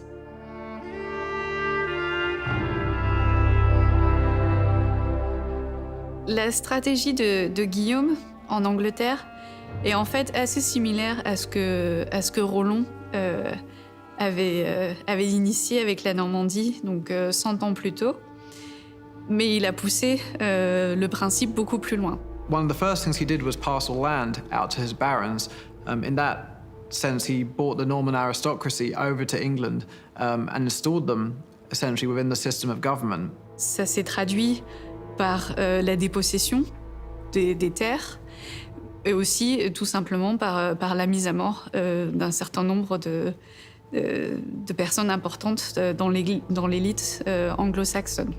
But despite this, he did face rebellions, quite a number of them, and these had to be put down. And this culminated in a campaign into northern England in what is known historically as the Harrying of the North. While the brutality of this campaign is debated by historians, it certainly shows that William was not afraid to crush any political opposition with overwhelming force.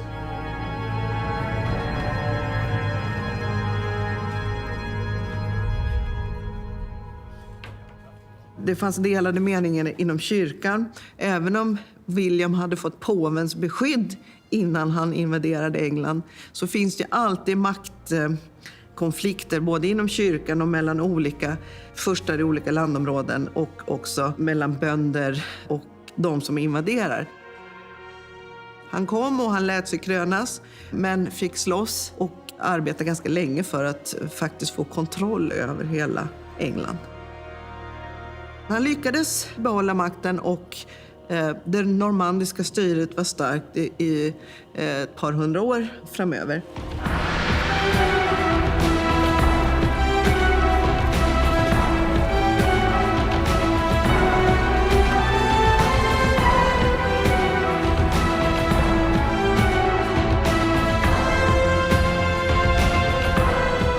To win the battle for the English crown, William used his multicultural heritage. For instance, he landed soldiers directly onto the shore from shallow draft ships, a tactic that his ancestors used for centuries. Perhaps the knowledge of how to ship horses across the seas was also something that the Vikings had brought to Normandy. Furthermore, William used his Frankish heritage, cavalry and archers to great effect. In addition, his timing was good, as he arrived not long after the Battle of Stamford Bridge. And finally, he had luck on his side. William the Conqueror ruled England and Normandy as two separate countries until his death in the year 1087. After his death, the kingdom was divided between his sons. His son Robert became Duke of Normandy, and William became the new King of England. According to the history books, the Battle of Hastings marks the end of the Viking Age. The Vikings have now become kings. From the end of the 8th century, when the first raids began, to the 11th century, the Vikings made an astonishing journey. They began by attacking and looting monasteries, went on to become colonizers, and finally, they seized the supreme power.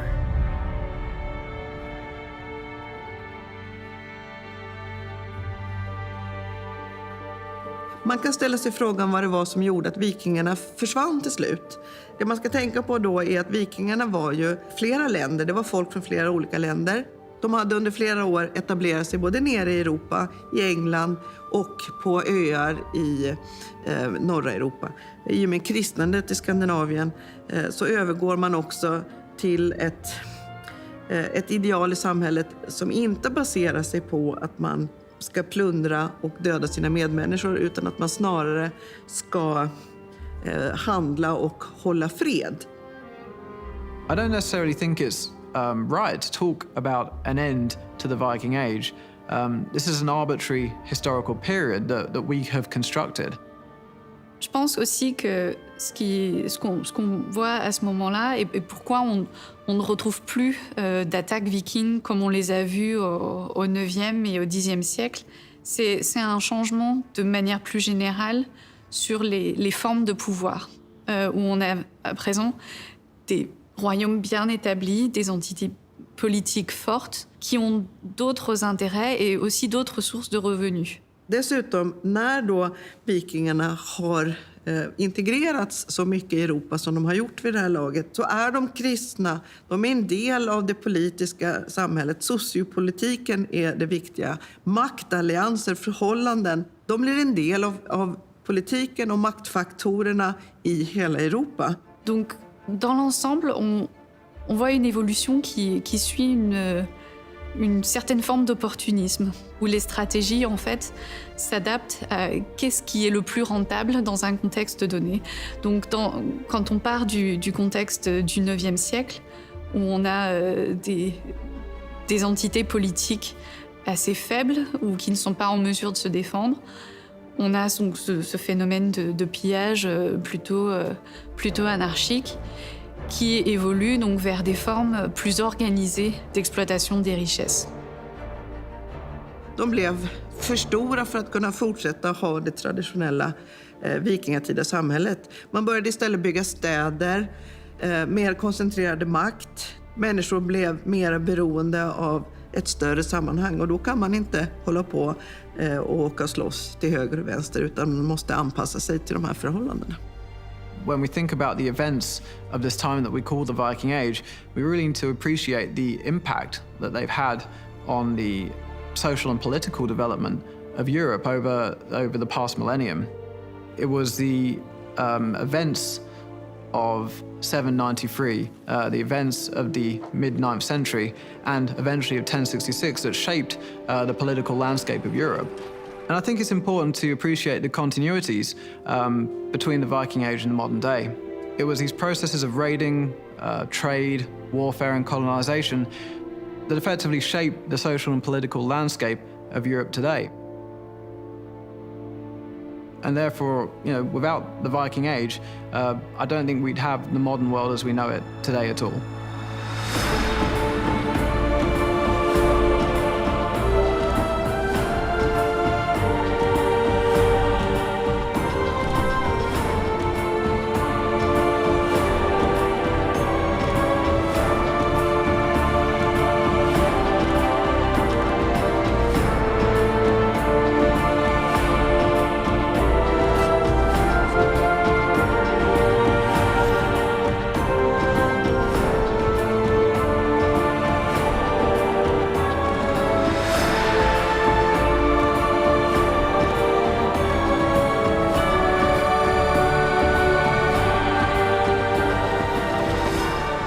Truly, the Vikings transformed the world around them.